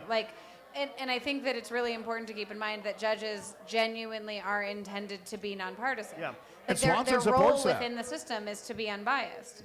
And so, what is this? It's an attempt to try to push the system in a direction that allows the other branches to play by a different set of rules. Are we talking about the We're talking about partisan judicial elections. Yeah. 42. Right? And the thing, but I think it's just really important. Like I appreciate the idea that like sure sometimes you see alignment, I mean, there's 18-year-old sponsoring but the it bill. doesn't mean that you see the same outcomes. And part of the reason for that is that those judicial candidates, they are not supposed to be partisan. And at the end of the day, Yeah. right? Like when we run with an R or a D, if you've red team, blue team behind your name, you're really presenting voters with a different question than if you aren't doing that. And if you instead they're going and they're looking at like what are the things that you're saying about what you're going to do when you are a judge. And I just so I push back against the idea that like somehow it's the same thing to have the partisanship signaled to us on the ballot. I think it was signaled to us at no fault of Judge Wilson or Judge Bittigary. I think it just kind of Absolutely, happened or that way. Lynn Shore Swanson, Yeah. right? Like I think there's. I think they just got co-opted, and all of a one way or sudden- the other. Yeah. Like also, I think oftentimes the people who are deciding who to support with their money, like sometimes they pick someone and they may or may not know whether or not that person aligns with them, Yep. right? And we've seen that My time parents and time don't. again. They ask me. They go, "Who should I vote for? These Yeah. judges? I don't know these people." I saw when I go, Corey "Well," Swanson I was actually like, supported. They all treat me like dirt. Did he support keeping it by? You know, he Corey supported Swanson has, keeping it has nonpartisan. spoken out against Against it. Chief Justice. Which that surprised me. Swanson. It surprised me because Yeah. he was a lawyer defending a person that bought up a bunch of land, private land surrounding public land. You know, like. So I didn't think he was that good of a guy. I thought Jerry Lynch would have been a much better choice, you know. And I think Jerry's a great guy. Like, again, I met Jerry. I didn't meet Corey. So when you meet somebody, It always changes your mind. So that's another thing I talk about a lot. That like I've emailed Matt Regier a bunch, and I'm a business owner for 25 years in this CC'd state, in me this on those valley. emails, yeah. Did I CC Yeah, you? you did. I'm like, and I'm just like, listen, I want to talk to you about certain issues. No. You know, I don't get. And here's what I'll tell you: I've been emailing legislators since 2011. Since 2011, I've emailed legislators in Montana. I've had one Republican return an email. Every Democrat has returned every email I have sent them. was So the that says a lot to me. It was some guy out of like Eastern Montana that I just copy and pasted his email about a bill that I wanted him to kill it or be against it, and I meant to send it to Courtney. Because he's not at all anywhere near where I live, you know? Yeah. But he's like, I don't think I'm in your district, but thanks for caring about politics in Montana. And I'm like, that's really nice. I thought that was the only Republican that's ever emailed me back. Oh no, Braxton Mitchell emailed us back. No. Said goo goo gaga. One word. Yeah. No. But they want to make the parties want to make the justices partisan. You know, they want they do. people. They They do. really do. I mean, the Republicans. Because they want they really want to do. make it clear exactly what I was talking Yeah, you know, they're about. They not want a happy D with or an that. You R look at, behind like, someone's the name. next bill, 385. You didn't put that on your list, but that's the one that lets the governor appoint. Oh, yes. The next constitutional court. What the fuck is the that? governor Yeah. appoints How is from that- from his folks who's going to decide what your rights Is are. that and they're still gonna alive? spend Is that- $8 million. is that Oh, yeah, still no, alive? That passed 22 Senates in Senate Finance and Claims right now. Yeah. Oh, no. Yeah, He they're- already they're gets to look- appoint the judges, so. Fuck. Those are your constitutional rights. The governor is going to appoint who decides. Yep. So they're also making it extremely impossible for an independent to run for office anymore. Oh, We've yeah, talked yeah. about this Makes before. sense. And it makes a lot of sense. Well, what the fuck, you if know? I'm thinking from their point of view, it Of makes a course, lot from of their sense. point of view, it's like, hey, as long as we got an R, we don't have to do interviews. You know, they'll go on Montana Talks. And I don't know if any of our listeners listen to Montana Talks. I think you should, at least once. It is fucking stupid. Where do you find it? So I listened this morning, and I haven't listened to it in months. It's Ray Queen Station, you know, Benny B, the 880. 106.3. No, 8:80 a.m. KJR. It's every morning, 3 hours. But it's just like Trump, blaming Biden for everything every fucking day. Dude, we know Biden's the worst president we've ever had. Okay, set in stone. He's fucking done. You're president now. Stop this. That you just gotta stop. But on Montana Talks, Aaron Flint, which I used to have respect for, woke-ass John Tester. Every day they bitch about John Tester still. He's gone, man. We got the Sheehy. You got the transvestite you wanted. You got the Sheehy. Stop talking about the Tester. American Warrior. American Warrior. Yeah. I'm a warrior, You've been listening to goddammit. Tester on his podcast? Yeah. I haven't yet. His last session was Yeah, good. I He's haven't. talking It's about good. the PACT Act. They got that PACT Act passed. Yeah, yep. And, they fired all those employees that they hired at the veterans to implement the PACT Act. Like, why doesn't Tester run for governor? Yeah. Good luck, Knutson. Oh, God. That would be sad. Oh. Dude, I think that'd be great. Well, Schweitzer can run again. Until Schweitzer election can night. run again, and he was on our show not long ago. Schweitzer He's ain't pretty running spry. again. He No, ain't I know he running does not again. want to, There's no way. but I bet he'd win. I mean, he's like that kind of guy. I don't know. But what about this bill from Schubert? Dude. What do you guys? House Bill 609. If you're pregnant, you can't leave the state. Yep, abortion is trafficking. Prohibit abortion trafficking. That's What in the crazy. fuck? So, and again, about Schubert, he's 18 years old, or 19 now maybe. Yeah. He replaces Tony Brockman, that got 16 bills passed. Schubert's not going to get any bills passed. No, they And I killed love that his bill, yeah. Facebook. I had 27 Republicans vote against this bill because it's stupid. And it was Don Kay's bill. You are little Don Kay. That's who Lucas Schubert is. His strings are being pulled by Don Kay. That's my opinion, but I think that's how it is. Because he's fucking 19 years old. He doesn't know anything about this shit, man. He's sponsoring a lot of bills, though. A lot of bills, He's of pretty course. active, yeah. Him and Very Mitchell. ambitious young man. One of Mitchell. the best ways to learn is to practice. Yeah, right. That's what we keep doing here. I think we're up to 7 viewers today. I mean, Riley's here. You got to think we're up to 7. Oh, at least. I think we had 7 this week for 8 sure. if we're 8, lucky. great. I don't want to tempt, but We've had We get to 19,000 views on Instagram in 3 shows Get outta and here. 31 on TikTok, I No think. way. Yeah, it's not bad. I mean, that's just it's not full episodes. Yeah. It's clips. Right. But Schubert and Mitchell, they had that other bill, too, that next one you listed. 555, the abortion pills. Can't bring them into Montana. Oh my God, I know. At least that died. At least it died. Yeah, both And the Schubert fatherhood at bills died. conception, that died. Thank God. I mean, and what made me happy and kind of proud to be a Montanan was all the anti-LGBT bills pretty much failed. Yeah. And I don't know if you guys are familiar with Zoe Zephyr at all. Oh, yeah. Amazing testimony. It was amazing, and I don't care. She did do You a if good you're job. one of these hardcore redneck like Brad Abel types that hates gays and blacks, I'm just kidding. It's just blacks. Mostly blacks. Yeah. It's mostly blacks. Yeah. That has to pull your heartstrings. You have to understand where this person's coming from. It's just not a joke. It's not. I mean, live and let live. Like I posted something on Facebook the other day about making it be if you identify as a transgender, it's a felon, or they want to make it a felony in Texas. Wild. What happened to live and let live? And why are the Well, Republicans? You saw some Republicans actually stand up on They that did. bill. Yeah, They I did. think I it was very Espen, proud I of think them. It was, yeah. In fact, They said they're a good parent. Leave I them will alone. donate Yeah. to their campaigns. What you got to understand that is constitutional rights, they start with me, but they end with you. They sure do. Sorry. You're goddamn right. Sorry they about do. that. You know what? Sorry. I spent like $6,000 in campaign contributions this last cycle. To Lucas Schubert? Ed, why Yes. are you not Yeah. an upper 7 supporter? What? I'm calling you out right now because if you spend Because the $7,000 candidates needed my money to lose, apparently. And I'm just saying we're a nonprofit 501c3. You can definitely make contributions I to never us, write and any of you it off. can just go ahead and write it All the off. donations. Ed is All on right. record. Right here, just put it right Ed's here. going to make a donation to Upper 7 Law. He is on record. Yeah, get out that wallet, pal. There we go. There we go. I don't have a lot of cash on me right now. Open that till, Bo. Audrey takes cash. Normally I do. I'll find some for you. We'll give you money tonight. In fact, if anybody makes a donation to Ed'll Upper match 7 it. tonight, I will buy you a beer. I will buy you a 20-ounce beer. Bartenders hear that. That's a good Except deal. Bo. Except It's a Bo. good He gets deal. enough free beer here. Get Bo, your wallets Bo out. gets all the free beer. Donate to Upper 7. I'll buy Bo a beer. It's very important to donate to Upper 7 and these advocacy law groups, though, because they are the ones that make it possible for everybody in Montana to live the life they want, not just one type of person. And honestly, that's where we're fucking going right now, is the one type of person can be somebody. Yeah. But we're talking about Schubert and Mitchell. We can't leave Sprunger out of this. Sprunger, yes. She's got that bill, House Bill 228. That wants to charge you $630 for a paternity test, and the fiscal Fatherhood bill at even conception. Yeah, fiscal note says this service is considered an invasive prenatal test. That's what the legislative fiscal service is. They want to charge you $630 to make sure that you're the daddy. That is, Mike, you know what?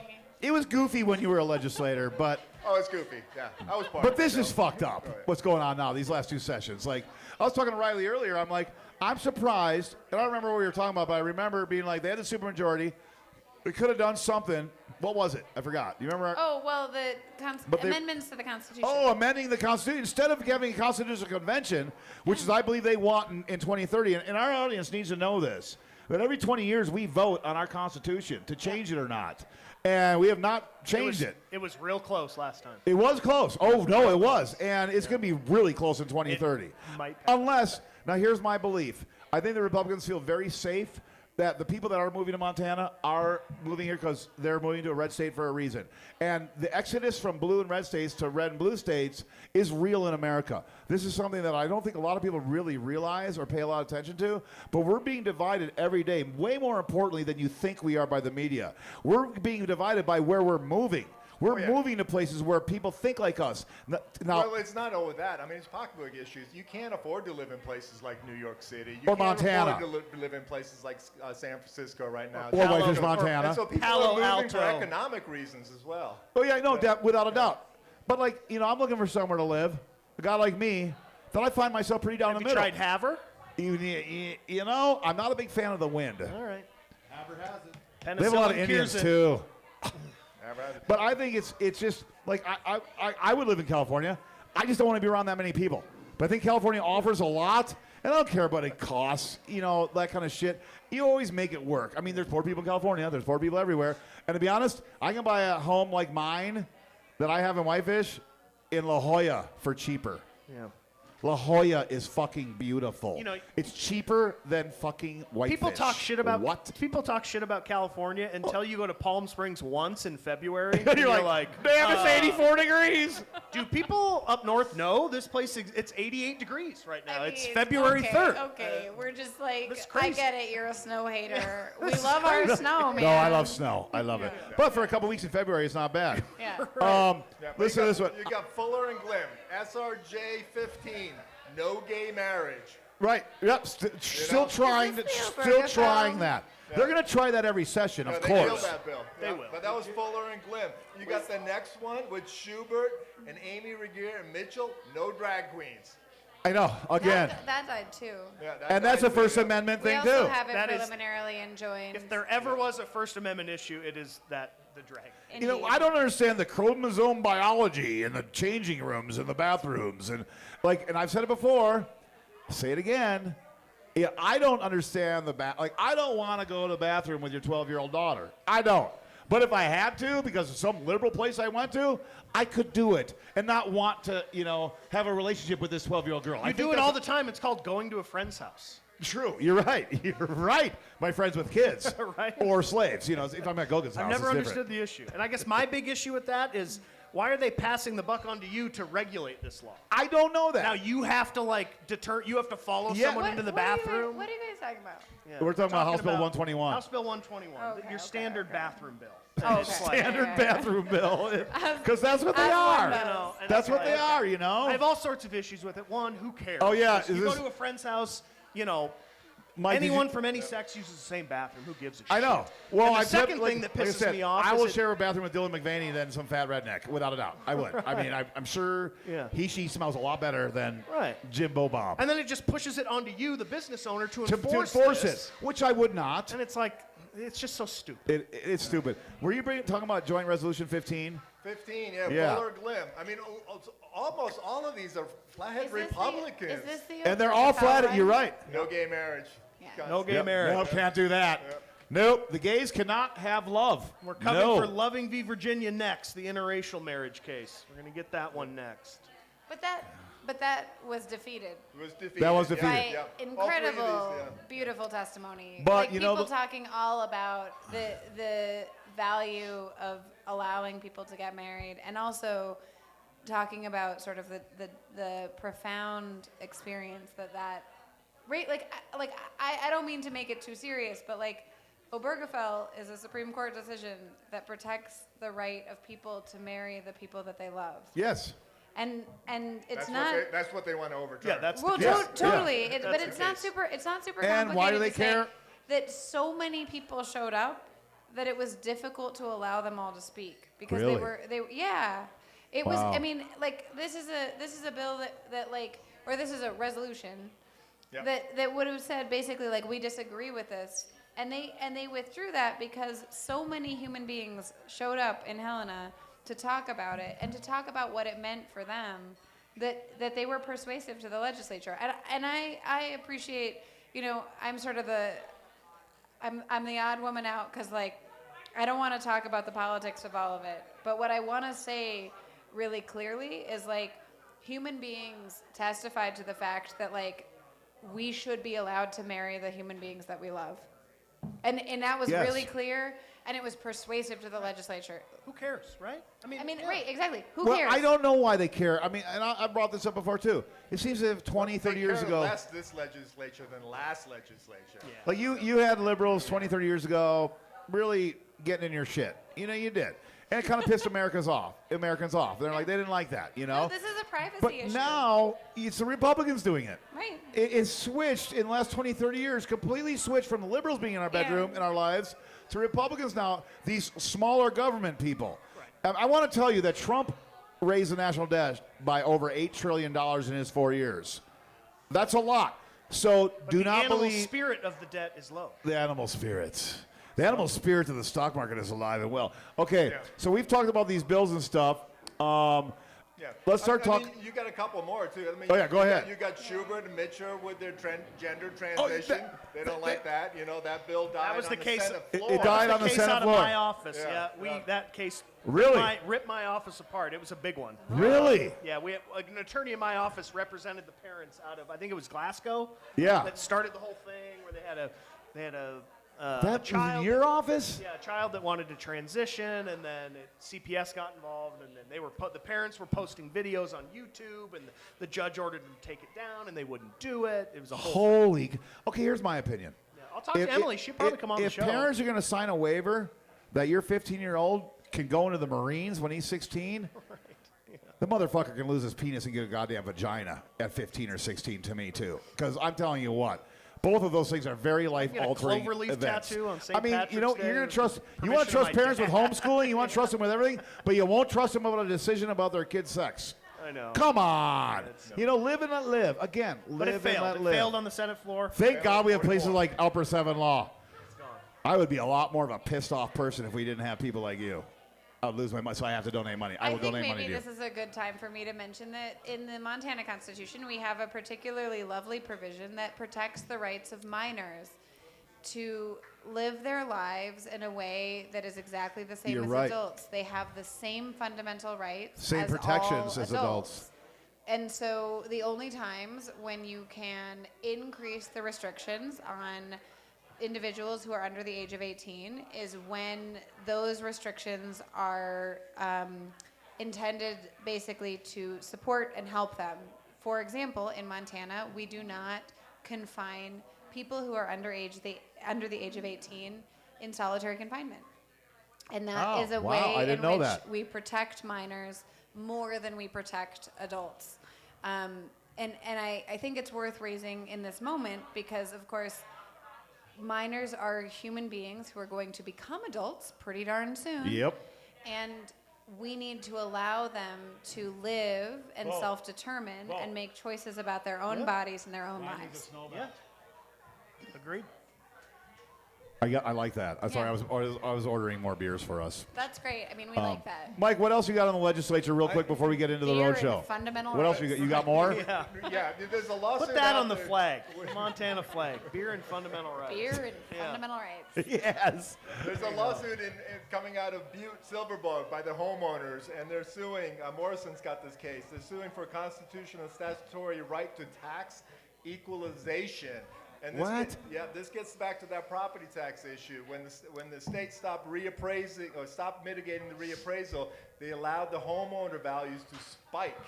And so what that means is corporations get this massive tax break while homeowners pay for it. gobs Yep. more. And so Morrison's got this lawsuit that's carried by from the Butte-Suber homeowners, and they say, hey, look, you can't do it that way. You actually have to change these numbers. Wow. Yeah. And so I've been talking about this issue a little bit, and it got my irie a little bit because I was at that Powers Fern deal. Fern, Transmittal. The the town hall, that one. And, they kept talking about, we got these bipartisan solutions. And so I went through all these fiscal notes, and, the governor's got this. You were a little perturbed that Fern was giving Gianforte credit. I thought that was funny.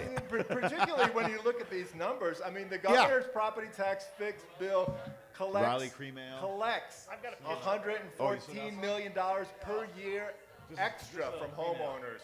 Okay, that's what the governor's bill does. $114 million extra to the state every year from homeowners and small business owners and farmers, right? So, he only wants to give 50% of that money back. Now, the Democrats' solution, you got the 155 by Thane. Democrat. Yep, Okay. and from Missoula, they say, we got this better solution. We think this is better. Well, the Democratic solution only gives back 42% of your money. Gianforte gives you 50% of the money, and the Democrats also want to collect $100 extra million per year. Yes. And so, they got this little conspiracy going on. Oh, my buy bill's better than your bill, but they're both crap. That's what's going on.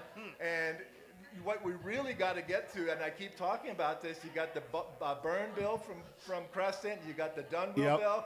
They don't collect any extra money. They give 100% of it back. They don't require any full-time employees, like the governor. Do those bills have any traction? He needs 18 full-time employees to implement his bill. He's going to pay him $2 million a year. Talk about. Do those bills have traction right now? I mean, 528 Byrne is heading to the House floor. It is. See it Okay. on the House floor sooner or later, and so. All this kind of stuff is going to keep muddling through the system for the next 30, 40, 45 days. It's going to end up in Senate Finance and Claims, just like all these revenue bills do. They're going to look at this and say, we got this much money. How much do we need to hose the homeowners? How much do we think we can get away with? Right, how much can you get away with? If we call it real bipartisan, we can probably get away with a little bit more. So Mike, that's something I wanted to ask you. Are you surprised, as I am, that there's some bipartisan work going on in the legislature in Montana? The thing that I found is it all because of Ellsworth and or is it just are they acting? Personalities, but look, let's be real.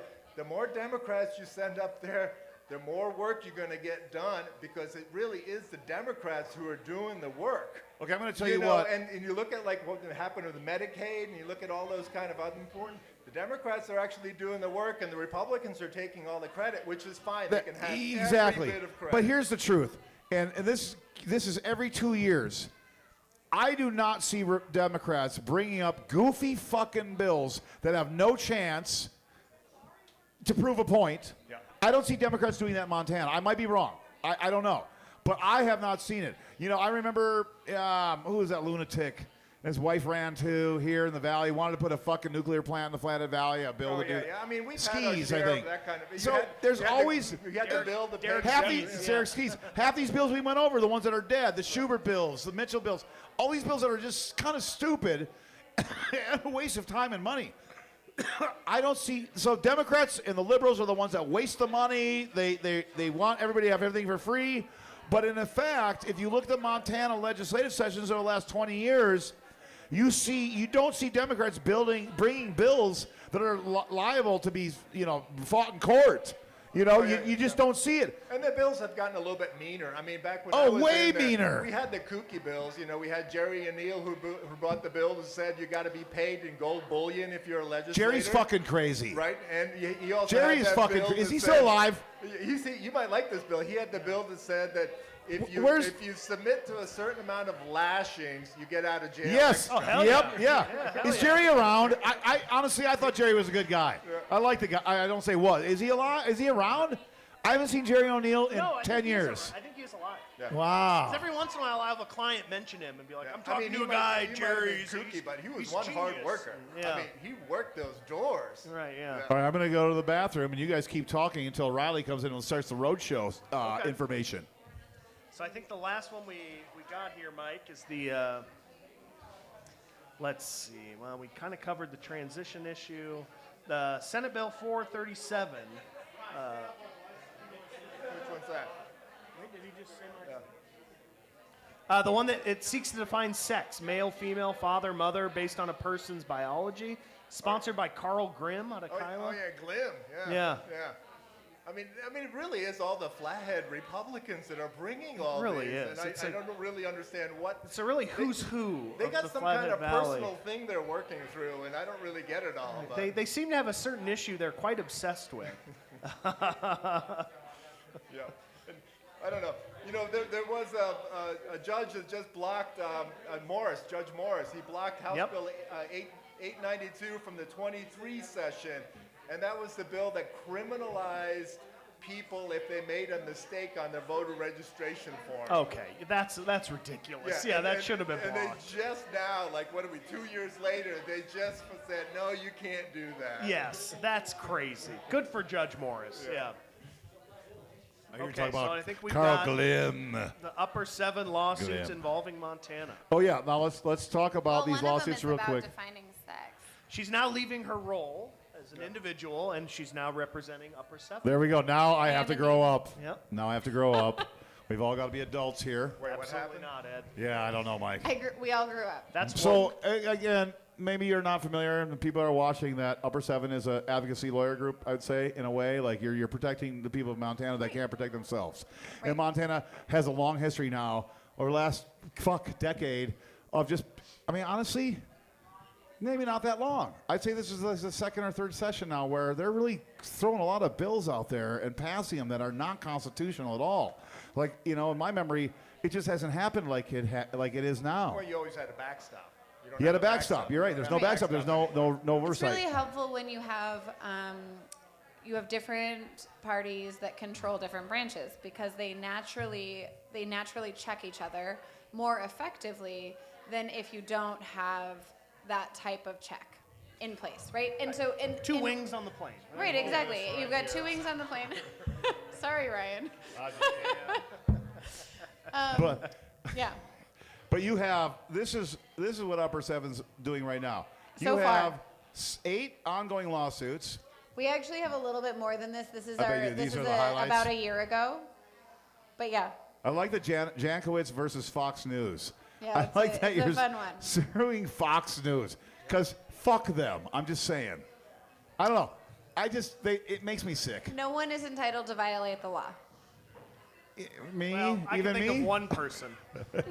One person. I can think of one. I think of one orange person. One very orange person. entitled to do that. It's good to see O'Neill versus Gianforte on appeal. I actually happened to watch that case, but your partner did, and it was good. Yeah, I know J-Dog because he used to be. It's on appeal. Who won the case? So that case was decided, Who's and it was appealing sort it? of a mix. So the governor appealed it, and the case has been decided. So this is why it being a year old, it doesn't quite give you the full update. Right. So the Supreme Court, the Montana Supreme Court, decided that case, and they reversed in part and they affirmed in part. And so they sent it back to the district court for us to do a little bit more.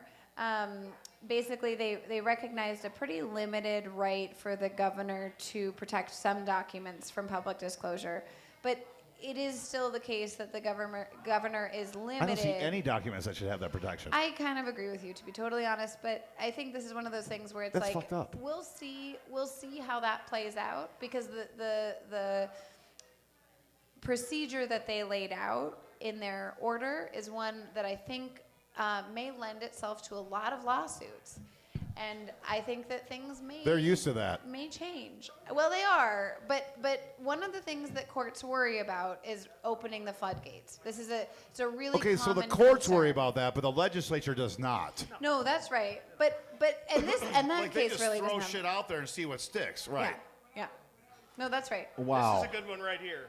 The Lake County, the prison conditions. Oh yeah, law. that one's really exciting. Because, and maybe I've talked about this before, but the Lake County jail is fucking disgusting. Is it really? Oh, it's so So I've gross. you know heard what that. they're doing right Like, now? Where is it? In Polson? Yeah, it's in Polson. So I've always said, so the Flathead County jail is, whatever, it's jail, it's fine. Like, it's not nice, but I always thought it was kind of shitty.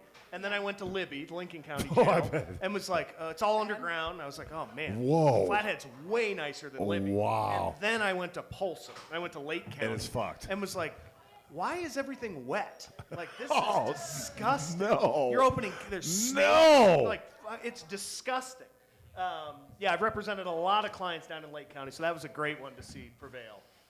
And one of the really lovely things, so the thing about prison condition cases is that they're hard, right? Oh, yeah. And bringing those cases is always hard because it's a complicated thing, and there is a bare minimum that you got to meet, but it's not maybe what all of us would like to see. Maybe that bare minimum should be a little bit higher. But in Lake County, we brought this lawsuit challenging the conditions of confinement. And the really beautiful thing is that we were able to settle with the county and that they agreed to build an outdoor space in addition to reducing the population of the folks that are incarcerated there.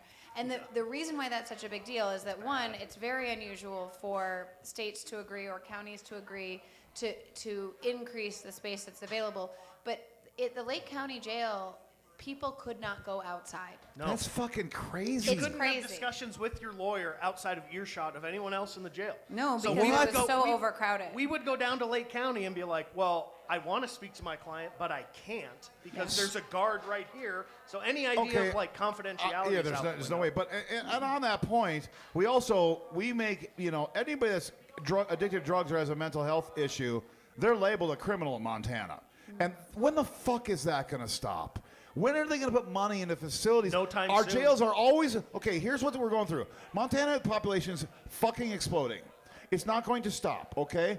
We're going to build something in Flathead, a new jail at some point. It'll have a mental health wing is what Randy Brodell promised me, that it'll happen. I don't believe it. I don't know. And I don't know why that money's not there, and I don't know why the ground isn't being broken right now. I mean, when home values increase the way they have here, you get California. I don't give a fuck what you think. You're getting California and Montana because these home prices, they create homelessness and they create theft, criminal activity. And that means you need more jail beds. And you look at our fucking Flathead Valley Jail, Russell. Or Wow. it may not mean that I would push back against that a little bit, right? Because No, you won't. I think Just kidding. I sure will. Cut her mic. Yeah. Thanks Got it. very much. Got her. No, I got this. I got my on-off button Yeah. here. I know. It's true. Okay, now I appreciate. I don't think that's the only solution to issues that arise in communities based on increasing home prices and other really difficult things that we face. I think the thing, and I feel like Ryan may be able to speak to this as well, but it's like the thing that we need to consider is how do we provide services that make sure that people don't need that sort of intervention. And also, incarceration is not a great answer to Fuck a no. lot of problems. It's the worst answer. Because it's it's the wildly worst answer. expensive, right? Like, it's wildly expensive. You know, And I think, Portugal legalized all among drugs. other things, and it's immoral. But, that's a separate issue. I mean, Portugal solved their prison, their whole problem with counseling and legalizing all drugs. Really, this is a whole country that experimented with this fucking almost 20 years ago now. Here's how it works, Ed. I will tell you exactly how it works. Well, you know. Because we deal with this every single day. So you have someone that is mentally ill, and they do something, I don't know, they steal a car or whatever. Yeah. They get charged with a crime. They go to jail. And they don't even know the crime they committed. No, they go They to have jail. no idea. They go to jail. They get an assigned attorney. It's me or someone else at my office. Lucky you. And we meet with them, and they're like, oh, this person is, crazy. Right. Like, they can't care for themselves. Yes. They defecate on themselves or whatever. So then we file, we I have do that when I'm drunk. We have but doctors anyway. on staff that come in and they do an evaluation and they find this person unfit to proceed, meaning they cannot assist in their own defense. Like, Right. I cannot discuss the case with them. They don't know what a judge is. They don't know what a court is. So Right, it's yeah, you're inhumane right. It's to all prosecute foreign. This person. So then, they're unfit. And then I file a motion with the court saying this person needs to be evaluated by the state hospital to see if they can restore fitness. And that usually takes about 60 to 90 days and nothing happens. And then and that's the time when we file a motion to dismiss. We're saying this has been an unconstitutional delay in proceedings, and this case needs to be dismissed. The state says we need more time, and then the judge gives them more time. And then eventually... And then the person... And then eventually the state hospital says, okay, we'll do it. And they find this person unfit, and they say, okay, send them to the state hospital in Warm Springs or Galen, and we will restore fitness. But they say we've got a huge backlog right now. Of course they do. Yes. Right now, your client it's is nowhere near big enough. Is number 86 on the list. Oh. So you can go to the Flathead County Jail roster. Yeah, and every other person is. Ryan's ready to pull it up. Yep. We talked about this today at my meeting. We look at it, everybody. Yep. We all look at it every You go day. to the Flathead County Jail roster, and you can look at booking date. And the guy that's been in there longest, Barisa, poor sweet Barisa. Poor Barisa. He was booked in August of 2023. Fuck. Holy fuck. He's been in the Flathead County Jail that long. And his case is on hold, pending Why? transport to the state hospital. Oh, no. So then what happens? Because most of those people. Did the feds pull money out of the state? So then what Most of happens? those people do look crazy. So on that then what roster. happens is we file another motion to dismiss, saying this delay is unconstitutional, and eventually the judges grant it, which they did with Barisa a couple days ago, but it takes a while to let him out of custody. Right. But they literally let him out of door 5 at the Flathead County Detention Center, What and the he's just fuck? released back into the community. No shit. And then it starts all over again. Oh, wow. We have a broken system. It is, it's a mess. it is And, unbelievably broken. And what about like the prisoners that are staying out of state? What kind of Yeah, rights what- do they have? Do they ever get to see their families? We just again? sent 180 people to Arizona, didn't we? Not that did. long ago? Yeah. Okay, let's move it along. I want, Rylee, you got your access to your slideshow, and there's I some do. very interesting things about the Constitutional Roadshow that I saw yesterday when I went and watched it, and I was happy. There's 14 people there. I mean, there was 14 people. That was not Twice a... the people watching this podcast. It, right? it's very twice. I mean, we've been talking. We're down to 14 people. Yeah, I think less. I think we only have Pretty family. soon, We they're only have gonna family leave. members left. Anyway, My family there's things that checked you out. brought up. The population I thought was interesting, and you got the clicker, so you can pretty much, obviously won't be like Yeah. yesterday, but definitely let these viewers and people know All right. where our population went, how it got that way, and then the homesteading acts and all that. I think that's very interesting. You don't think we should talk about Odysseus? A what? Oh, I don't know. If you want to, ask Kevin. Kevin's saying no. No, it's the first 20 minutes My of her dog presentation. is Ernie. Thank you very much. It's the No, first well, 20 I minutes of the appreciate that. presentation. No, it's But you can sum it up. it's the Odyssey. I mean, Actually, you know look, what? You should make Like points there's of it. some guys over here at the bar, and I just feel like maybe they want to tell us whether or not they've read Odysseus. Oh, those guys, yeah, Have for you- have sure. you guys- Look at Have them. you guys read the Fuck Odyssey? yeah. You're looking like really. Those are the you arm guys wrestling are- champions. These are guys who have definitely read Homer, Yeah. right? Right. know. Yeah. So what? So Don't! you better watch That out Homer? though. Yeah. No. He's yellow. He's No. bald. Don't. Yeah, I That know is not Homer, yeah. correct. Thank you very much. No, here's my question. Who here has read the Odyssey? It's been a At long some time. point, Kevin has. Ron has. Michelle has. Ron has. This person Oh, has. Ron's a nerd. He has. Okay. You guys, what happens in the Odyssey? The one on Pornhub? No. What's the basic premise? What's happening? He leaves. It is Odysseus taking 20 years to get back home from the Battle of Troy. Beautiful. What's your name? Nathan literally has, I don't know how to make my slideshow go forward, but Kevin? Kevin, can we, there we go, go back one. There we go. Okay, hold on. Nathan, who are these people that are flying around? Those are the sirens. It's the sirens. Nathan knows. Okay, listen. So we've got the Odyssey. Odysseus is in this massive journey home, and he is focused on getting back to his wife Penelope. And this is really important, right? So I've talked to several high school classes, and I will tell you that at least 2 of them told me that the most important thing about the story of Odysseus is that he loves his wife. I think that's really adorable. So just sharing that with everyone here. We have a few smiles, no significant laughter for our audience on YouTube. Yeah. Okay. Ron, that's not related. Now, okay, so the reason, I think this is really important, because we're going to talk about the Montana Constitution for a few minutes here. Now, this is a theory of constitutional law that we are taught in law school. Like, it is probably something Ryan read. It's probably something Bo read. That we have a few more lawyers in the room, right? Now, Fucking lawyers. Odysseus, I know, fucking lawyers, man. Fuck. We're always trying to talk about, like, Gotta have 'em. archaic Greek stories. Yep.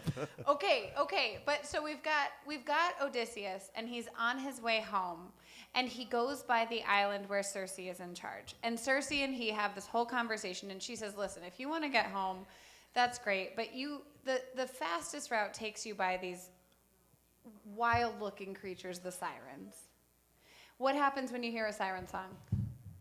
Anybody? When you hear a what? Siren song. Like the ambulance?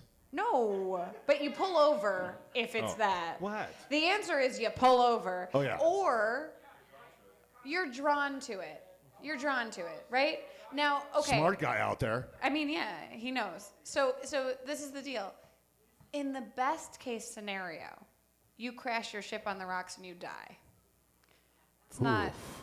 It's not that's great, rough. right? You drown. That's rough. I know. I think there was In a the legislator to in the worst case. Ah, Mike. Denny, are you listening? Yeah. All right. In the worst case scenario, you're enslaved. Or maybe you're actually eaten. You're the subject of cannibalism. So what I'm trying to say here is that the stakes are high for passing the sirens. Now, Odysseus nonetheless says, listen, I'm going past the sirens because I'm focused on getting home fast. Not only that, but I want to be the only person who ever lives through this. I am going to be the Heavy. guy who lives to tell about hearing the siren song. So what does he do? He makes an agreement with his sailors, and they put, are you going to be okay? Yeah. Okay. They put beeswax in their ears. And the reason, why do they do this? pull out their hair. Yeah, pull out the hair. Yes.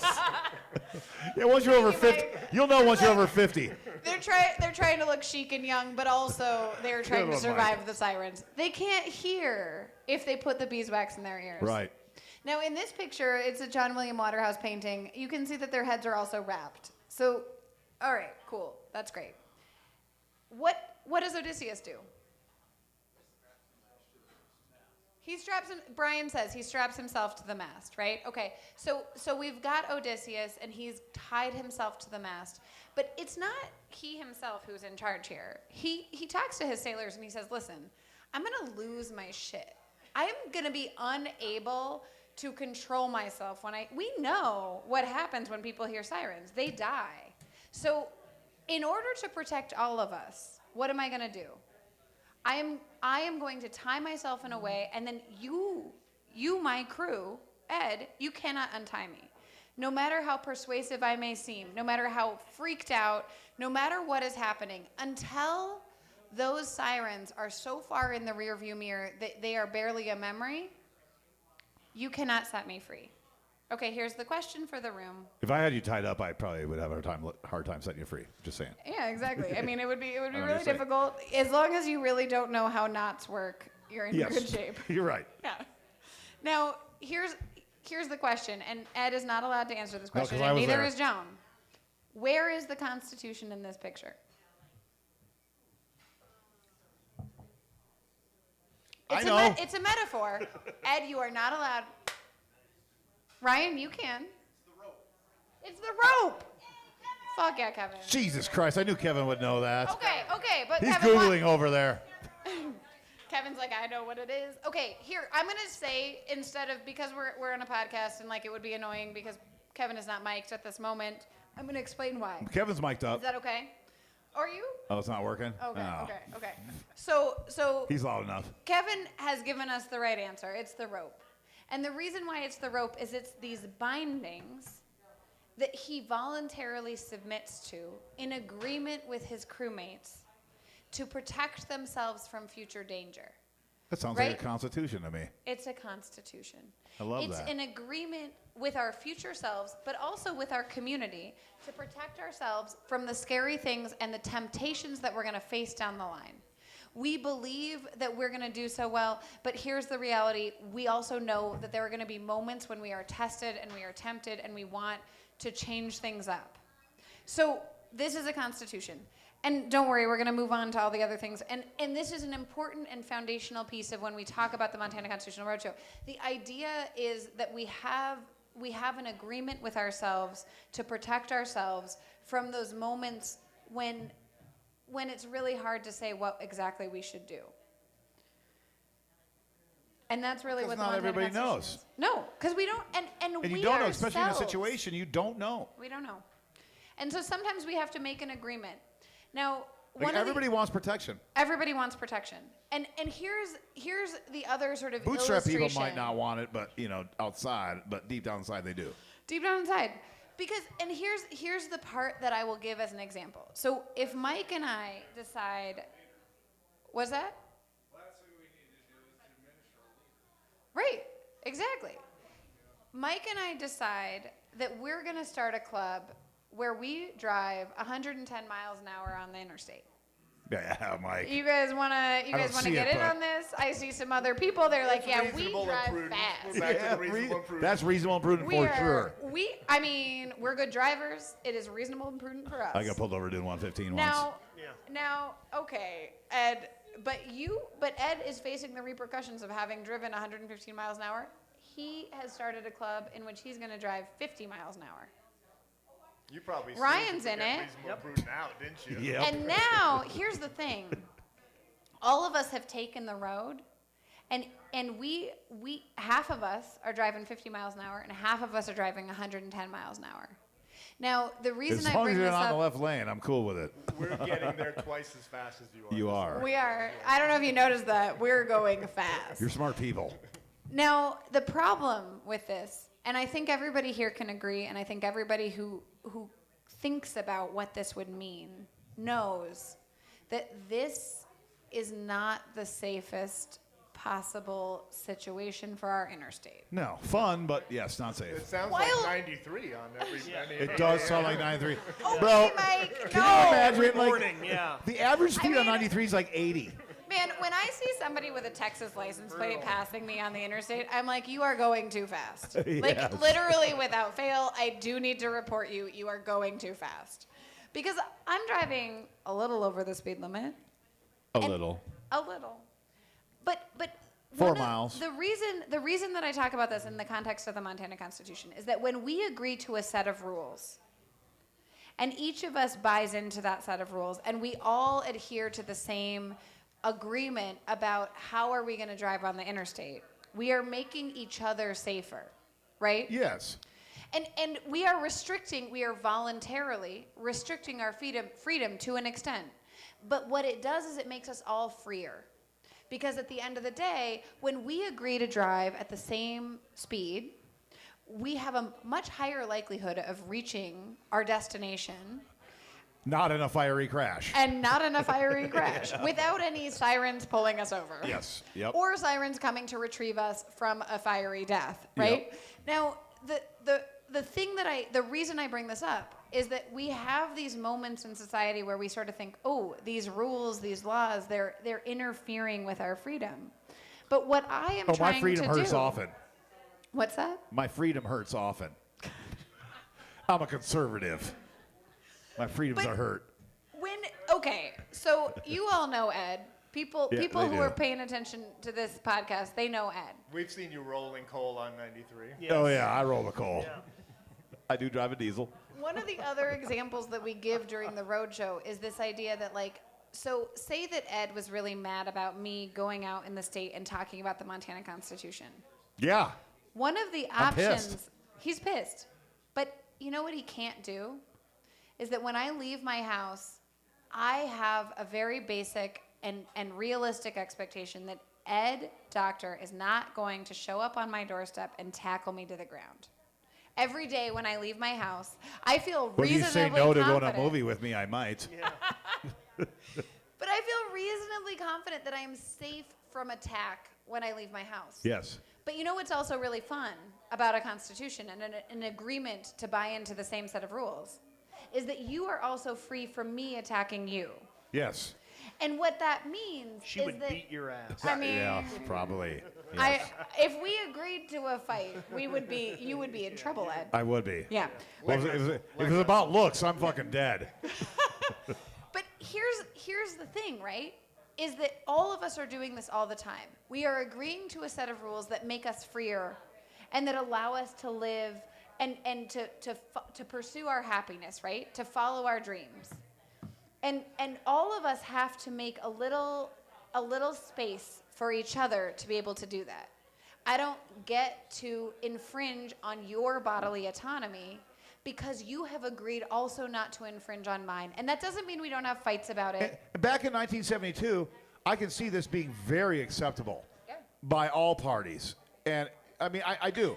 You know, I don't know the history of it as much, but it just seems that our Constitution is very special here in Montana. It is. I mean, it's really special. And you've got certain people nowadays that aren't so sure of that. Yeah. It blows my mind. We're 100%. living in a different world. Absolutely. We're living in a different world. We're living in a world now where you have certain Republicans that don't believe in climate change. And that's their right. I get it. They can think whatever they want. But there's parts of our Constitution that protects our environment. Absolutely. They do not like it. And That was my best Obama. They do not like it. If you like your doctor, you can keep your doctor. Keep it. Shut up. So we lay this foundation, right? Of like, what do we know? What is a constitution? And then I think Ed has specific requests, but maybe Ryan, you have specific requests about where we go from there. I feel like it's important to talk for a moment about like, what is a constitution? Why do we have one? And why does it matter? Right? And so that's what the point of the Odysseus story is it's like, it's a building block for understanding. It's not a perfect metaphor, but it's a building block for understanding why we have a constitution. And the same thing is true about like when we talk about, okay, most of us are trying to obey the speed limit and most of us are trying to stop at stop signs. And the reason why we're doing that is not because it restricts our freedom, but because it makes us all more free all the time. So where do we go from there? Well, we have and the difference, right, is we've got a federal constitution that sets a floor, and we have federal law that sets a floor. Mm-hmm. But what do we also have? We have a Montana constitution that recognizes at least 37 additional rights and liberties for the people of Montana. And by the way, for people who are still here, we do have Montana constitutions that you can have because you are here. People that are still here and awake. People who are here, who are listening to me, you may have a constitution. Yeah, I mean, Bo is going to take a constitution. Yeah. Like, I feel really confident about it. A few other people are interested in constitutions. We're excited about that. The Montana Constitution is really neat because it is something that came about as the result. And I know, so Ed did have a specific request for us. It came about as a result of, it was a response to what we passed in 1889. Now, do people want to learn about 1889 for a second? Yeah? Yeah? It's more than just a More or less. steakhouse in Missoula. It's more than that. What, Fred's? No, 1880. Fred's is closed. That's right. 1889. Wasn't that Yellowstone movie was 1880? Yeah. That's what I think it was, yeah. So I'm gonna go boom, boom, boom. I think these are amazing. These numbers are amazing. Okay. Hold on. So this is what we're gonna do because Ed's requesting, talking about this. Okay, we're gonna. No, you got to go back to where you were. I like those the numbers. Yeah. About, We're coming. We're don't worry. Okay, all right. I'm just clicking around like crazy to really stress people out. Click around. All right. So in the late 1800s, Montana is settled as a company colony. Okay. And we're going to talk about two economic engines that occur because they're both really fun. The first one is agriculture. So we've got 3 homestead acts essentially. Has anybody in this room ever irrigated before? Super easy. Ron, you got my jokes. Yeah, oh yeah. Ron, it's easy, right? You're supposed to say no. Especially in eastern Montana. It's really hard where you don't have irrigable land. It's dry farmland. So you can see here that when you irrigate, you get more acreage. That's 640 great. acres. 640 acres. That's a That's lot a of fucking shit ton. That's a lot of land. Like if I was alive back then, I'd be like, there's gonna be generations of my family that are wealthy. You can't farm a square mile. Yeah. No. You can't do it. Nope. You're gonna need a tractor. Now here's the question, you guys. Gonna need it. You're gonna need a tractor. Now, okay, in 1870, the U.S. Census comes up with 20,000 people here in Montana. Who does this not include? Indians. Native American people, Indians in Montana. Did you find out how many there were then? Remember you said you I were haven't done it yet. I'm gonna I know. Google it. I'm sorry. Lydia, is Lydia here? Can Lydia help us? Lydia, can you tell us how many Native American people there were in Montana in 1870? Ed's looking. We're gonna figure it out. 19,300. Oh, interesting. Wow, So we would have fucking had close, double. half and half. Yeah. So, okay, 50%. Oh, that must have pissed off the conservatives. Yeah. Okay, now, listen. In 10 years, now, the reason that we bring this up is that the U.S. Census is not all that interested in making sure that they have an accurate count of Native American people and white people. However, I'm not saying that there are no Native American people included in this count. I'm just saying that it was not the first priority of the American government. So what we are seeing here, and the numbers that we're going to walk through, they are the incentive structure of the agricultural boom in the late 1800s, in which we are engaging in Homestead Act acquisition of land, right? And largely the people who are coming to the state are white people who are moving here to farm and make their way. They're obviously also oftentimes poor white people, right? What now? What do we got? I Googled how many lived here in 1920, Native Americans. Yeah. What is it? 250,000. I mean, look at this. How the fuck? I don't know. I don't know that that's Were they all right. they all came from Texas like they're doing it now? Like, are you using ChatGPT right now? Google. Yeah, I mean, but True. It's all the same. I'm just saying, like, let's check those numbers. But it aligns with your numbers because I went to 1920 because I remember the numbers, the boom. Yeah. I mean, this place boomed. It was booming. I mean, it's crazy. We went, you keep Here going. we go. Sorry. Here we go. No, I mean, Here we go. Ed's right though, right? So we got 10 Ed's years, always and we right. got 30 years, 376,000 people. Now we get to 1920. Look at that. The Roaring 20s, we got 550,000 people in Montana. And half of them were Indians. I'm not sure that that's Well, right. Google says you're right. I don't think Google may or may not be fully. Google fucks up once in a while. May not be giving us all of the accurate information at this time. And to be clear, I think these are U.S. Census numbers, and so I don't know how exactly to relate those numbers. However, what we've got, and I think this is worth pointing out. Okay, so how many people live in Montana right now? 1.2 million almost. 1.2 million. Almost. Right, so we're almost probably more. 100 years ago, almost half the population that lives in Montana today is living in Montana. And look at from 1870 to 1920. I mean, you live in Whitefish. You have been watching infrastructure develop like crazy in the last 5 to 10 years. Dude. Think about like the new No roads joke. that you have, right? The stoplights. Imagine 100 years ago, half the population in the most extreme population growth, like happening incredibly quickly. So I think that's just like worth imagining for a moment. Now, in 1924, the U.S. government passes the Indian Citizenship Act. And what this does is it extends American citizenship to all Native American people who are living in the United States. Caveat, though. Yep. Big caveat. It does not tell states how to extend the right to vote to human beings that are living in the United States. And is that a flaw from the federal government, or was that actually meant to be, do you think? I mean, here's what I think. Did the Western states have pull in that? I mean, I think that it could be a mistake. It could be an intentional thing. It could be one of the we don't horse know. It's trading. a long time ago. Right? It's like the horse trading that happens in order to get a law passed, right? Like it's hard to say. But in Montana, the result of this is that we've got we don't. Now look, we don't have a law that says Native American people in Montana can't vote, but what we do have is a law that says in order to be eligible to vote, you have to be a direct taxpayer to the state of Montana. And the problem with that is that the vast majority of Native Americans live in Montana on reservations or on Indian land. And when you live on a reservation, you are not paying taxes directly to the state. You are through your tribe, Exactly. but not individual. I mean, that's Exactly. fucked up. Right? So you're That's getting, on purpose. It's on purpose. I mean, I think it's a thing that we can be really confident we understood was happening, and the result is that Native American people in Montana are not they're not eligible to participate in most elections. Which is fair because they're not white. I mean, That's a good point. isn't that what your county commissioner said? Yeah. That's a good point. Yeah.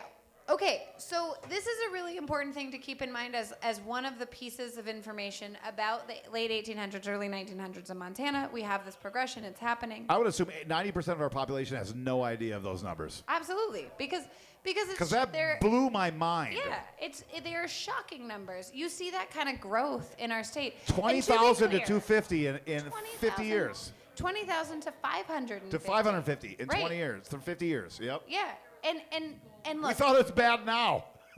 Yeah, you don't like the growth in our population Imagine right now. being in 1910 being like, God, all these here. people are moving here. Fuck Yeah, it. yeah, like, and they did not all come from Texas. No, this is the era of manifest destiny. Yep.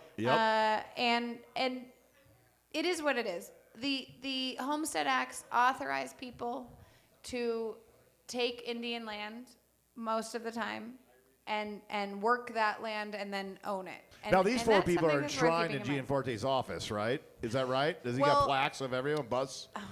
Ed, I'm not going to get in trouble. I swear to God. I'm not. I'm going to tell you guys about these four people. Because we got new Copper Kings now. These guys are the Copper Kings. And the fun thing about this slide is that you get to hate all of them. You get to really appreciate that they are villainous. Well, they're the reason we had a constitutional convention, basically. Indeed. They ran it all. So we've got our Anaconda boys at the top. This is Marcus Daly and William Clark. Now we have our Gallatin boys, you know. Yeah, all exactly. the gazillionaires from Gallatin now. Yeah, Anaconda boys swapped in for Gallatin boys. Got to appreciate it. Now we've got Gus Heinze, not the ketchup guy, just Heinze. I don't know why they pronounce it that way. Anyway, He actually made mustard. Yeah, I mean, honestly, that would be so great. He lives in Butte. Now, we've got a Rockefeller wandering around. I was informed recently by a high school teacher that, in fact, he perpetuated some atrocities. So he really belongs on this screen, but we mostly have him up there for balance. And he's a recognizable name, so, feel good about it.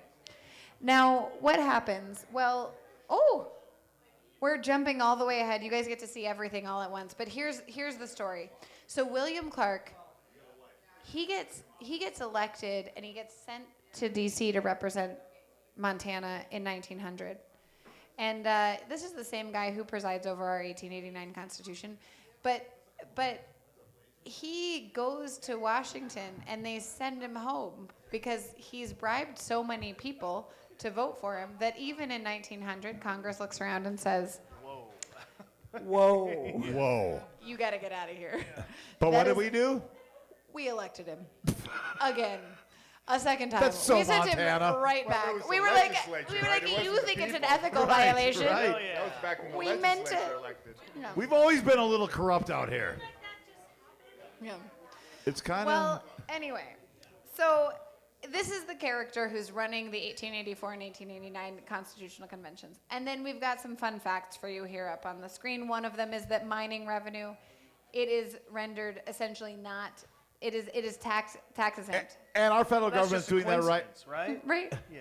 Because he didn't have anything to do with mining. Well, right now, Burlington Northern doesn't pay taxes. Pacific Power doesn't pay taxes. Yeah. I mean, It's this still is happening. one of those things, right? Where when you have power, why would you tax yourself? I mean, They have it the really best If is. you lobbyists. have the opportunity to evade the system, oftentimes you will take it. Now, we also have, and I just think you got to think about this for a second.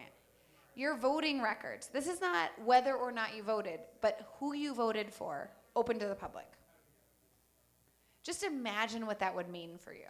Think about your family. Think Right. about your job. Your job, yeah. And everybody can know who you voted for.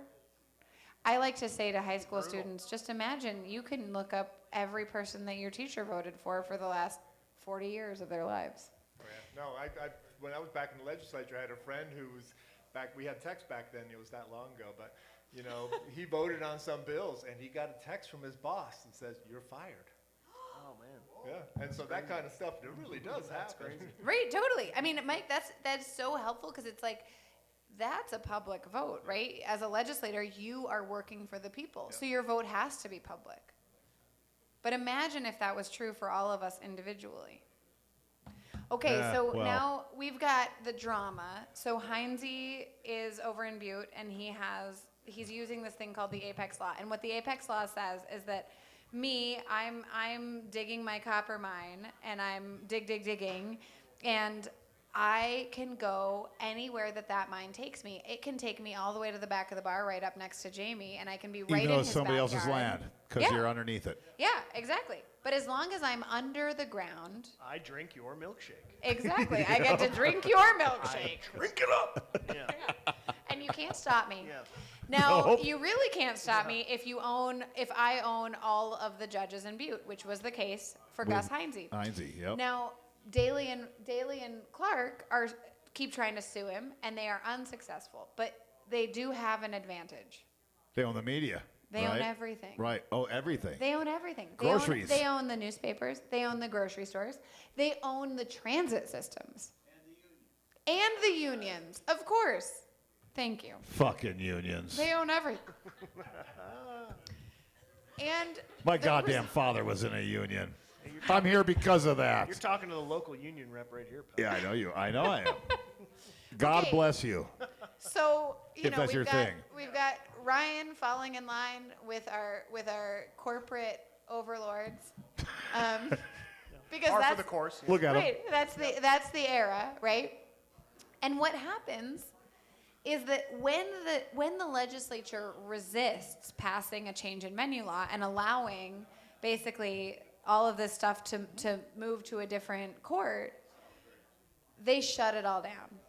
They say, you don't get groceries, you don't get transit, you don't get freight trains, but what you do get is news.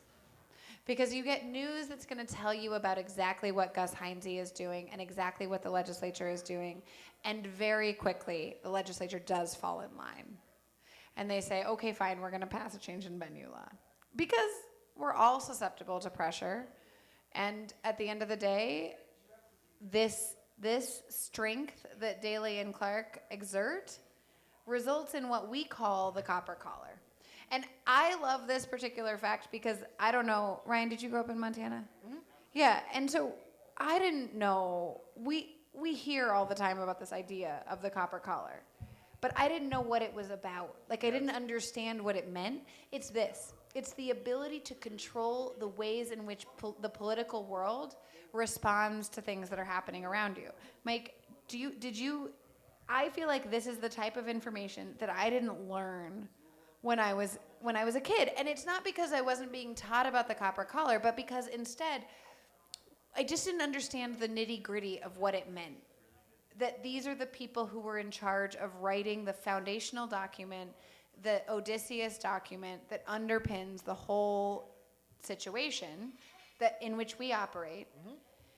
And so what happens, and I want to make sure I'm respectful of where Ed thinks that we should go next here. Ed is gone. Ed's gone. Ed's gone. Who knows So where Ed is? you guys, we're in charge. Ed's huffing glue in the parking lot. I don't know where Ed We is. get to decide. Okay, so here's that where we mic go off, next. yeah. He's out of here.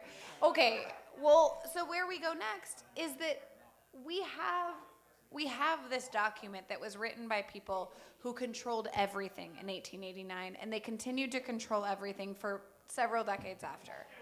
And it created a chokehold on the politics in Montana.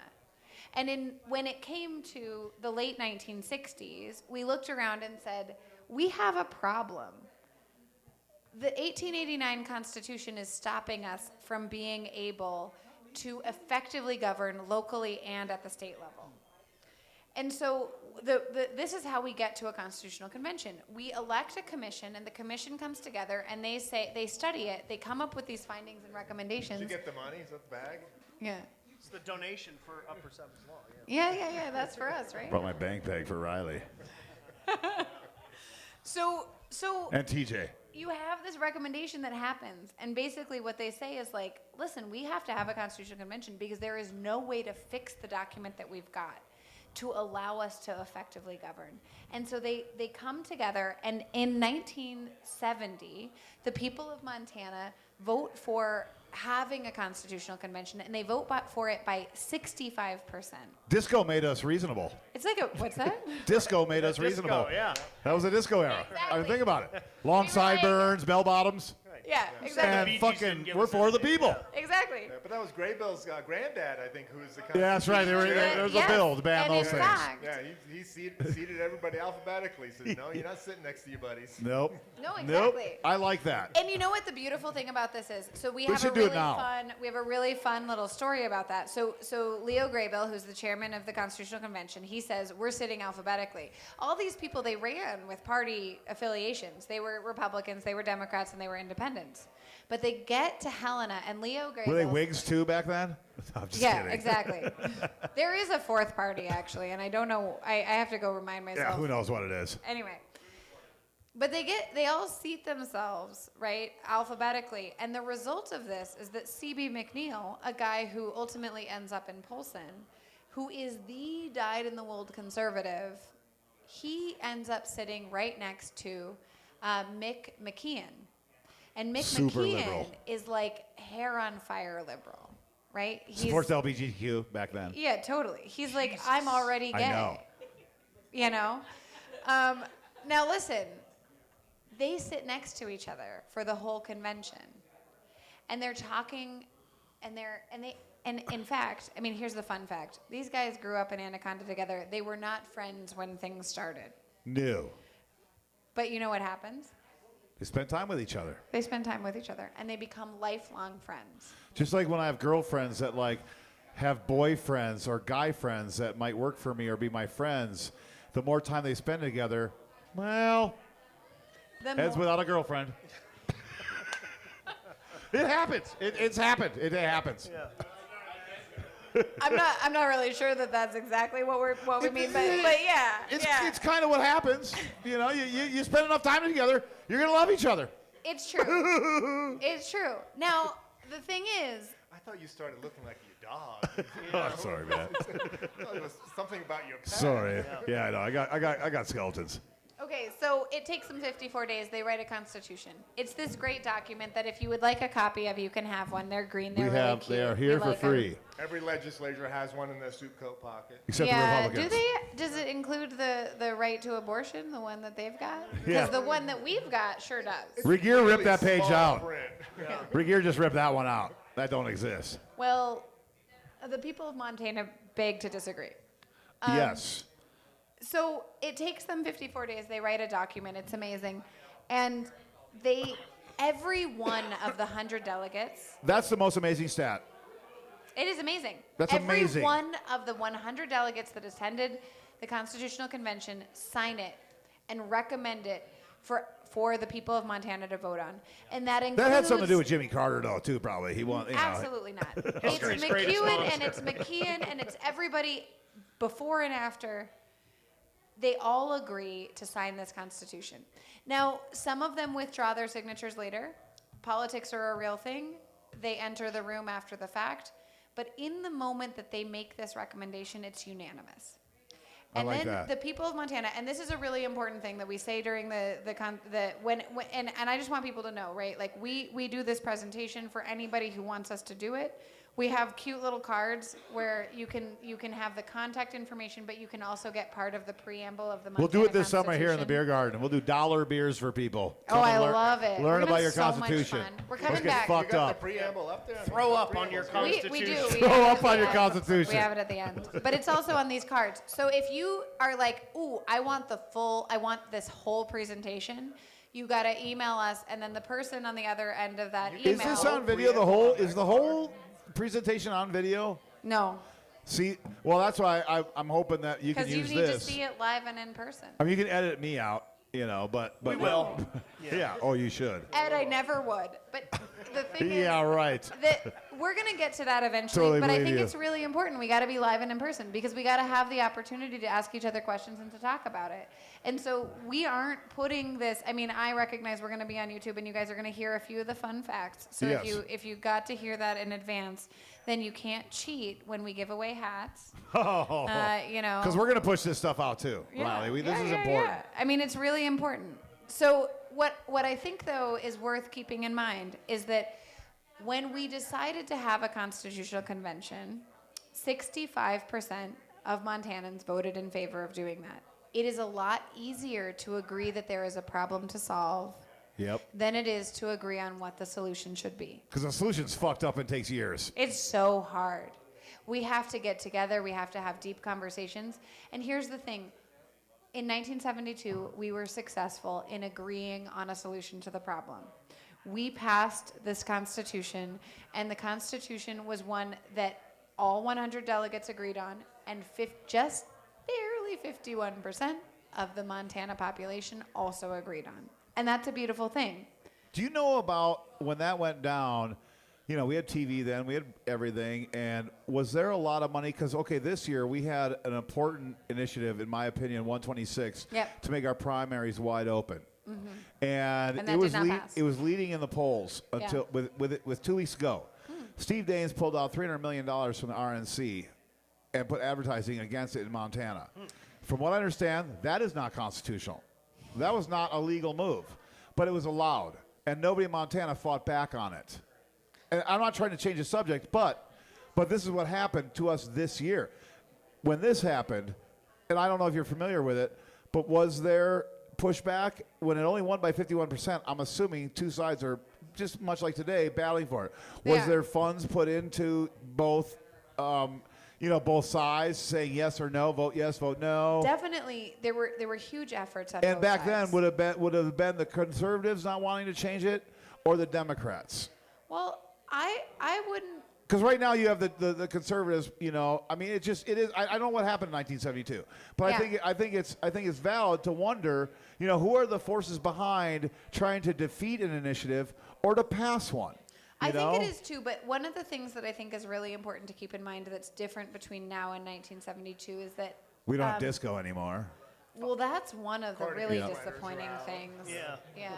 There's that. Some losers listen to it. But we've also seen really significant changes in our campaign finance laws. Okay. And so the kind of money that you're talking Yep. about is something that we didn't see in 1972 because Montana actually really... Corporations weren't people then. Hugely because we grew out of the copper collar and our concerns that were related to the amount of money that the Copper Kings could impose in elections at that time. Yep. We reacted to that, and in our Constitution, we were really thoughtful about about sort of the way that money was spent and placing essentially a lot of emphasis on we the people being the final say in who gets to decide what's happening and what laws are being passed and who are our elected officials, right?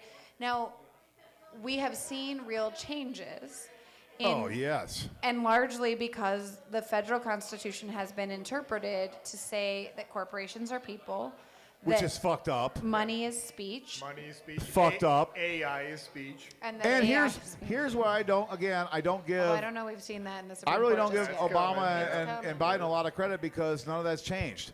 You had John Tensor speaking out against it. You really did on a regular basis against Citizens United. Oh yeah. He's the only fucking one. He's still speaking out. And we sent him home. What does that say about Montana? And what does it say about the Democratic Party too? To not defeat that, not to put this end this. Biden had the House and the Senate, much like Obama did for 2 years. Yeah. Why wouldn't you have ended Citizens United? I remember when I was I'm sorry to get off topic, teenager, but I went to the general store, and the general store managers there said to me one thing, and I'll never forget. He says, "Money talks, shit goes to the dump." And that was it. That was a life experience. And the regular person cannot fight a corporation. Therefore, a corporation is a person and gets to vote. That's fucked up. But again, like I said, we went through 2 Democrats since this has happened, and they haven't done anything about it either. Yeah. I do think that talking about money in politics is wildly difficult, right? Because the reality is that when you talk about money in politics, the people who have money get very involved in that conversation. Fuck yeah, they do. And so we have to... They're the ones with the lobbyists. I put $25,000 in the lobbies myself this session because of marijuana. Yeah. Well, but it's also true, right? That lobbyists are not exclusively people who are sort of run by or owned by rich people, right? It is true that lots of different interests are lobbying at our state legislature and federally. But I think that what's really important and what we need to be thinking about is is it a problem for us to have considered corporations as people? And yes. I would say yes, right? But I also think We're reasonable that, thinking people, though. I mean, we're reasonable thinking people, but I actually think that this is one of those situations where like Montana has really had the right approach for a very long time, and we have to think about like how do we interact, right, with this change in the legal space that we interact with, because it's been since 2011. So we're not talking about something that's really old. No. And I think in Montana we have continued to maintain relatively low limits for certain types of campaign contributions. And I think that it speaks to the values of Montanans, which is that we believe that money shouldn't be the only thing that determines who wins elections. And I say all of that. You asked a question about who supported the 1972 Constitution, and what I want to say is that the League of Women Voters were hugely involved in that, and they were hugely involved in it. They're a nonpartisan organization, and what they believed was that we needed to have government that worked for us. We needed to have a separation of powers that had effective checks and balances. The American Association of University Women were also heavily involved. One of the things that we talk about, if we manage to get ourselves lots of road shows around Whitefish, but also in the Flathead Valley and honestly across the state, one of the things that we talk about is why separating powers is so important for women. It's so important for all of us Joe Schmoes out on the street who just want to have an opinion about things. The key is that we need to have systems in place that allow us to participate in government. We can talk about why that is, but the bottom line is that like what won out in 1972 was not politics. What won out was common sense solution to a really problematic constitution that we had coming out of 1889 that was run by corporate interests. And think about that. That was 135 years ago. Yep. What has changed? Many things. I mean, what's changed? So many things. Not much. I mean, isn't it amazing though? Like again, we have new Copper Kings right now. You know? Thank you. Wow. We all need to drink water. I'm like, you want to get Joe Beck a do water? We have Copper Kings. All our elected statewide officials are gazillionaires. You're right. And that's They it. really Okay. are. I mean, look at them all. They're all gazillionaires. Real quick. It would almost be as if the world's richest man was directing the federal government. Almost I mean, it as sounds if. crazy to say. It sounds like insane that it would An ever unelected happen. billionaire directing policy? I mean, that's crazy. That would never Well, happen. look at our top elected officials now in Montana and their net worth compared to everything else and everybody. I mean, They're all from Gallatin.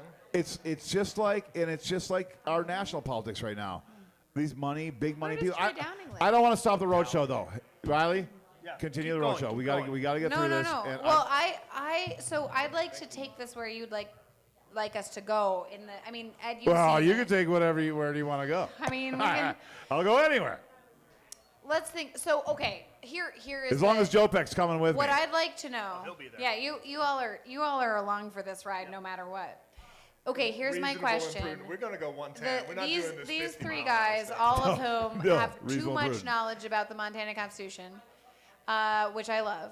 Yes. The other people, I'd like to know, what is your favorite thing about the Montana Constitution that is not in the federal Constitution? Shout it out. I like this. The right to a clean and healthful environment. Thank you, Bo. Public lands. What else? Equality. You are not allowed. Equality. I'm just saying that's my favorite one. Yeah. Couple hand raised over Hey, I was. Yeah, you shout it out. Shout it out. The right to privacy. TJ in the hizzle. Absolutely. It's a beautiful one. What I'm else? giving a What donation else? to TJ too TJ's tonight. the man, dude. Anybody got more? I mean, we have a lot more, you guys. Anyone? Bueller? Audrey. The right to know. The right to know. You can ask your government to see documents. You can ask the governor. You can ask the legislature. You can ask anybody who is elected to state office in this state. They'll make you go to court, but you can ask them. Pay a hefty filing fee. And in fact, no, you're excuse allowed me. to ask. Thank you very much. We are free. That's And good. secondarily, I would just like to say that very recently we won a case, Saslaw versus Howe. I mean, we didn't win the whole case. We won a preliminary injunction that required that people could have access to the documents related to lawmaking, communications that lawmakers have about the bills that they are proposing and passing. Those have been available during this legislative sessions, like a great idea. consistent It's with the great. right to know. I mean, look It's at some of also- those junk files and see what they found Those in them. junk files. Now, it is the case that we have had access to those for more than 50 years because since 1972, that has been exactly what we believed we had access to. And it's true that Legislative Services tried to shut it down, but we very quickly showed up in court, and the court said, absolutely not. You get to have access to these documents. They've always been available, and you get to keep having access to them. Yeah, and you know what they found in those junk documents? A whole bunch of lobbyists. The lobbyists. All of the people who want to impact the way in which laws are made. You have things to say. Oh, I was going to say, I remember when I was on city council, and I'd get emails from Angie Jacobs, the city attorney, and she'd say, we got a FOIA request. They want to know, all emails about this. And I'd be like, well, here you go. Yeah. Go nuts. Yeah, have fun. I don't know. Probably Because going to be bored to tears, but... Because the advice that you're given when you are in a position that is subject to the right to know is make sure that what you write in an email is something that you would be comfortable seeing on a headline. As you know, the E in email stands for evidence. See, that's why the lawmakers, when they decided on their own slush fund, they have a slush fund themselves for technology, they decided that those computers belong to the lawmakers, and they're not state lawmakers. They're not state laptops. That's bullshit. Mike, did you like the top 10?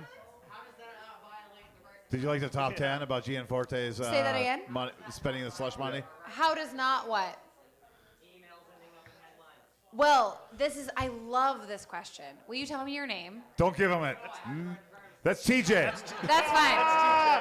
TJ! But actually, okay. He's gonna eat raw chicken on our show TJ, someday. I'm so sorry, but I've learned your name. So here's the He's a thing. fucking man. TJ, you 100% have the right to privacy in your own name. However, what you don't have is if you are elected to be a representative of the people, you have suddenly become a person and That's why we get to call Brad Abel a racist every week. Your boss true. are all of us in this room. So if we elect you, we hire you to represent us. Then your shit is our We shit. get to, yes, your shit is our shit. We now fuck the with Brad beautiful Abel every thing- week. And I love this question. Because I just want to say, hold on, because we got That's why the lawmakers all have those state email addresses, Yeah. but they Right. all use the Gmail address. Yep. because what Or do you Yahoo. have? You have. What a great answer from TJ. I'm so excited about this, but I wanted to bring up, oh my God, you guys, I don't know what I'm doing. Hold on. Joan, you cannot post all of this online because it has. Joan, we're already recording it. Joan. Perfect. Joan, it's Okay, on that's YouTube. fine. That's the great. whole It's thing. beautiful. We love it. Okay. It's on the internet Now, forever. here Oh, are fuck. our highlights of the Montana Constitution. These I are called far the show from back Ed everything. O'Neill. It's going to be there But forever? one of the things I love to talk about is we've got this individual right to privacy, which TJ brought up to us earlier, right? It's a really valuable thing. And what it is it means that we get to make our own medical decisions. It means that we get to make our own decisions about how we live in our lives, how we live in our houses, what is happening on our own personal property. There are limits to this. Somebody should tell We the are lawmakers not this. allowed aware of to this? do things that interfere with other people's lives. Yeah, The you fact shouldn't that we be. have the fact that we have a right to Unless privacy. you're fucking gay, then you got to do something about it. Okay. Well, I'm just saying. I don't. Amen. As a Montanan, I'm just saying. Amen, brother. Ed, Of course, I'm kidding. Satire. Indeed. As with many things, we are allowed to have sex with the people that we want to have sex with. It is Like trans- John Malia? Because he just texted me. He said, he said, tell her it's Irish week and she must do a jig. John Malia wants you to do a jig. I just I got mean, that. John Malia is just responding to all of the Irish in my name. There's a lot of Irish He in must my be name. watching the podcast, probably only because you're on it. I mean, He doesn't like me that much. I do love John Malliot. Everybody does. He's a lovable man. Yeah, how do you Now, not? here's All right, the thing. Let's go. I want to talk about what TJ just brought up because I think it's a tension that is worth exploring for a moment longer. TJ's a gun dealer, just so you know. He's doing a great job. Okay. Riley's doing great. She's the only one that Now- can remember what TJ was Now, talking about. privacy is intention, right? We have this moment where we get to have this experience. What is privacy, and why do we have government transparency on the other end of that spectrum? And the reason is that we are their bosses. And look, that does not mean that we get to look at every text message. Governor Gianforte is allowed to go to a sports game of a relative of his. He's allowed to attend his child's basketball games without us knowing about it. It's not our business. He is allowed to fly from Helena to Yellowstone to shoot collared wolves. No. Yes, of course. No. Out of a helicopter. Mike. Out of a helicopter. No, he's not. No, like. For $120,000, you too could do that. Absolutely not. Now, the hard thing about being an elected official, right, is that your whole life is under scrutiny. Yeah. And we recognize that. I Or have a podcast I have a host. lot of sympathy for that. No, I have no sympathy at all. I Well, think. I do, but my sympathy is But you limited. do it full well knowing that's what's going to happen. Yes, but my sympathy is also limited because what you need to do is you need to do things that you are able to show the receipts to the Montana people when Yes. you make decisions that are going to affect their lives. And that's if you can run as an that's what government independent, I think it transparency makes it is about. easier. I think It's- yes. running as an independent would make that all easier, but the Republicans are making that harder right now. That blows my mind because I love what you're saying, and I know exactly what you're saying, and you're held out there for scrutiny. As an elected official, you should be scrutinized. You should answer emails. You should talk to your constituents. But I'm telling you what, we have one party in this state that will not talk to their constituents, and they're making it harder for people to run as an independent because I think as an independent, it'd be easier to talk to people. Or not even talk to they won't even have a town hall. No, they won't fucking do anything. Okay, and I'm sorry. That's a rant, and I want you to finish your show. I swear to God, Rylee. But No, I mean it's great. sometimes it's just like, that kind of like it does bug me about certain parties. I would say. Well, but let's finish up. I think that we care about having access to Well, the people duh. that we hire, right? Like Yes. I think we care. You're right. Yes. And I think that one of the things that's really beautiful about the Montana Constitution is it's not just the right to know; it's also the right to participate. It's the right to have a say in government. And I can't remember, as on top of things as I am, I can't quite remember where we are in the roadshow. Okay, hold on. I do know. Now, this is the part that I wanted to point out. So when you've got three branches of government, they interact with each other, and their job is to check and balance the exercise of power. And is Now- that why the Republicans want to control our Supreme Court because they're sick of the check and the balances? Yeah, absolutely. I mean, of course. That's exactly what's going I on. wouldn't say They want necessarily. that It's new not. Supreme Court. New one, yes, a new one. We'd like to, all of us, I mean, Judiciary we oversight. all know the saying, right? We know, is it JFK who said, absolute power corrupts absolutely? Yes. Now, here's the thing, right? Like when you concentrate power and you give power to one group of people and you expect them to adhere to a set of rules, It's not happening. they're going to push against it. It's fucked. And yeah. we have to be the kind of people that we have three branches for a reason. And how are we a country of just two ideals fighting against each other? With all these people, we narrowed it down to two ideals. There's other countries in this world that have 7, 8, 9, 10 different parties running for elections. We have two. Well, libertarians can't win for whatever reason. I blame capitalism. I mean, you got the I'm blaming Constitutional Party capitalism. guy who I'm going to won blame Georgia. capitalism on that. Well, we I'm have gonna. Honda Days and Toyotathon. Right. That's a tough one. That's it. I don't know what to do. Oh, you're talking about something else. No, I thought maybe I was. Oh. I got kidding. two conclusions for I'm you guys. sidetracking Rylee. No, I'm you sorry. guys are great. You guys are great. Everything is great. You're just saying that because we're hot. You're so hot. That's all that's actually all I've wanted to say. I have 3 all posters of night. Hennon in my bathroom. That's definitely the feedback we get on this show. I got a laminated one for my shower. I think the thing that we have to remember, and this is a thing that's really unpopular to talk about because it's like we don't want to have real conversations about Don't like bring what is the unpopular point. topics. But I love this is important. We 'cause don't it's want to fucking talk true. about the fact that what is the point of government for it to be the most efficient institution out there. Do not tell any conservative in Montana that right now, because they love the fuck out of Elon Musk. But listen, the goal he's saying the of opposite. government is to be fair, and it's not to most efficiently do every single thing. And this is not to say You that can't efficiency, be efficient as a government. Well, and you can be efficient in the provision of certain You could try. things, but you can't be in the sense that what is it supposed to do? It's supposed to consider what all of us think. That the Yes. people who are important are not just the people who We're all have the the same. microphone. That each of us have the opportunity and we are supposed to be allowed to participate. Every one of us has an equal voice. Each of us has an equal voice. And corporations too. And Right, that sucks. And unfortunately, corporations too. Exactly. But the reality is, and the reason why that's Don't forget the- AI. Oh, AI, Don't forget AI now. You're right, you're right. As And Jesus said, Blue Cross Blue Shield gets the same time Yes. as the Sermon on the Mount. Praise Jesus. As everyone else. Yes, Yeah. praise Jesus. And as much as I would like to say, I wish that it was not, and unfortunately, but the reason why it's unfortunate is because when corporations have the power to speak, they are able to use an excessive amount of money, and you think To about manipulate through media. to manipulate, They're using and to shareholder manipulate money. Full Yes, stop. shareholder money, and the shareholders are okay with it.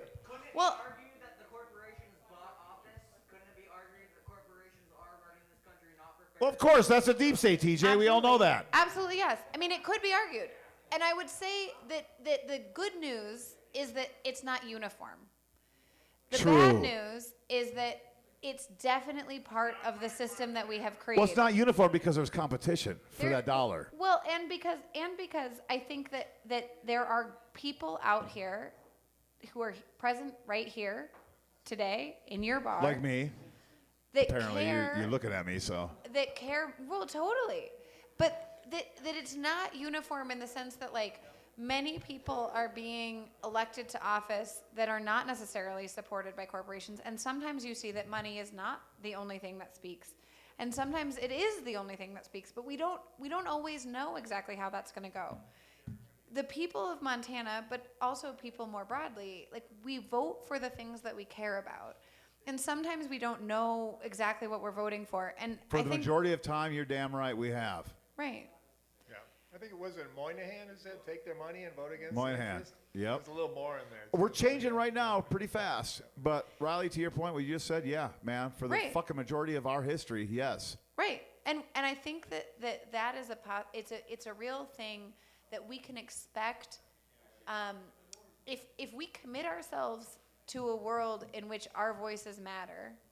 I don't think that corporations get to decide all the outcomes. I think in Montana, our problem is Regier, Glim, Hertz, these guys, our senators, seriously, in West Montana, I hear you. that are fucking hurt, that like they're not on the same page we are. It really matters who you send up there. Fuck yeah, it does. Really matters. Because like you just said, they're not on the same page as Rylee is talking about, that I'm talking about. This is not, a partisan issue to me. This is about what's right for Montana. Right. And what you're doing with this roadshow and how this is affecting people and how much you're going to, and you got 5 years to keep doing this. And we're going to support you 100%. In fact, I'm matching Bo's $250 donation, raising it to $500. And if anybody else gives money, to Upper Bo 7 said he's tonight, putting 5 in. I just said I'm doing 5. No, I said that first. He texted me a half a- hour ago it's that, a but I didn't want to give him the competition. upper hand. Who wants to donate more than Ed and Bo? Yeah, come on. Let's see. Oh, fuck, Brian's here. You sell that lake property yet? We'll wait till you do, don't worry. Well, He's going to have to sell soon. But the tax Rylee, bill's I would coming. say that every point you've made has been incredibly fair. And I know I've tried to push you into a corner. I've made some things that I've said uncomfortable. This podcast is about that, but you've done an incredible job. An incredible job of this has been a 3-hour podcast. We've never gone this long ever. We are And approaching Rogan territory. fuck that. Well, not subject matter, but Oh, no. We're not talking about boners in fucking yeah. The WWE. longer you talk, the more people pay attention. Yeah, no shit. Shut up, Ed O'Neill. I love it. We're going to introduce you as Ed O'Neill from now on. I think we didn't. So Ed already knows this, and I think maybe Well, I know everything. Come on. He knows everything. But the important thing that I think we need to put as the sort of bow on today's conversation is that in 2030, because in 1972 we decided, in all of our wisdom, to submit the Constitution repeatedly to the people of Montana, because at the end of the day, who's in charge here? It's us. And so we are going to be asked in 2030 to decide whether we want to keep this document or if we want to have a constitutional convention and write a new one. And I will point out to you again that it is much easier to agree that there is a problem to solve than it is to solve the problem. It is also true that we have systems for passing amendments, and we have ways to make smaller changes. And so if someone is unhappy with a specific thing, do you want to put everything on the table? It is perhaps obvious that I am a big fan of the Constitution that we have. But that's obvious. One of yes. it's Your fucking roadshow thing, all that, yeah. I mean, like I said, you sleep with this every night. I am. You can't even have a man in your life because this takes up all the space in your bed. The Montana Constitution is the man in my life. Now, what I want to say that is really, really important is that my goal in doing the Montana Constitution Roadshow is not to persuade you that you should agree with me. My goal is to persuade you to have conversations about this document with your friends and your neighbors and your family, because when people start reading this document, they start feeling good. Yes. And my parents are people who do a lot of anti-suicide, a lot of suicide prevention work. They talk about happiness. I like to focus on things that are happy. I like to focus on things that make us feel good. The Montana Constitution is something that's going to make you feel good, so you should read it. Make you feel great. It's going to make you feel great. You should read it, and you should decide before 2030 whether or not you want to vote to keep it. And you should also talk about it with your friends and your family and your neighbors. Rylee, what about not necessarily you, but other advocacy groups and nonprofits out there that maybe, and I don't know if this might be part of your plan, but to me it sounds like a good idea, to put some of the things in our Constitution that really make sense and every Montana can agree on billboards around Montana. I love that. I think that's a beautiful idea. Let them know, like people. I'll be honest. I mean, I got like 40-some employees and probably 4,000 friends. Yeah. And maybe 10% know what we're talking about. I know you laugh, but yeah, I've been here 25 years. I'm so impressed. Like, half the fucking town is my friend because I'm a nice guy. Like I'm not a fucking dick. I'm I a guess. nice guy, damn it. God damn it. Yeah. Fuck. Yeah. It fucks me every day. All these fucking people at Safeway and Silver I Lawn. feel Hey, like how you doing? Fucking great. We need a billboard that is like a provision of the Montana Constitution, and then at the bottom it just says, "We like Ed." Yeah, okay, that might help. That might help. You never know. I'll be senator when I'm 60, I think. So that's going to be just after the Constitution Convention we might go through. Yeah. But We're never going through one. Right, over my dead body, Ed. Yeah. yeah. Good luck with that one. Anything else, Rylee? No. Thank you so much. Thank you, Rylee. Thank That's you. awesome. I think that was a fucking treat to have you here, man. Thank you very much. We just had the longest podcast we've ever had in the history of the 100 podcasts we've done, but worth every second of it. Oh, look at that. Here's a check from Bo Down at $500. Did he sign it? Yeah, right.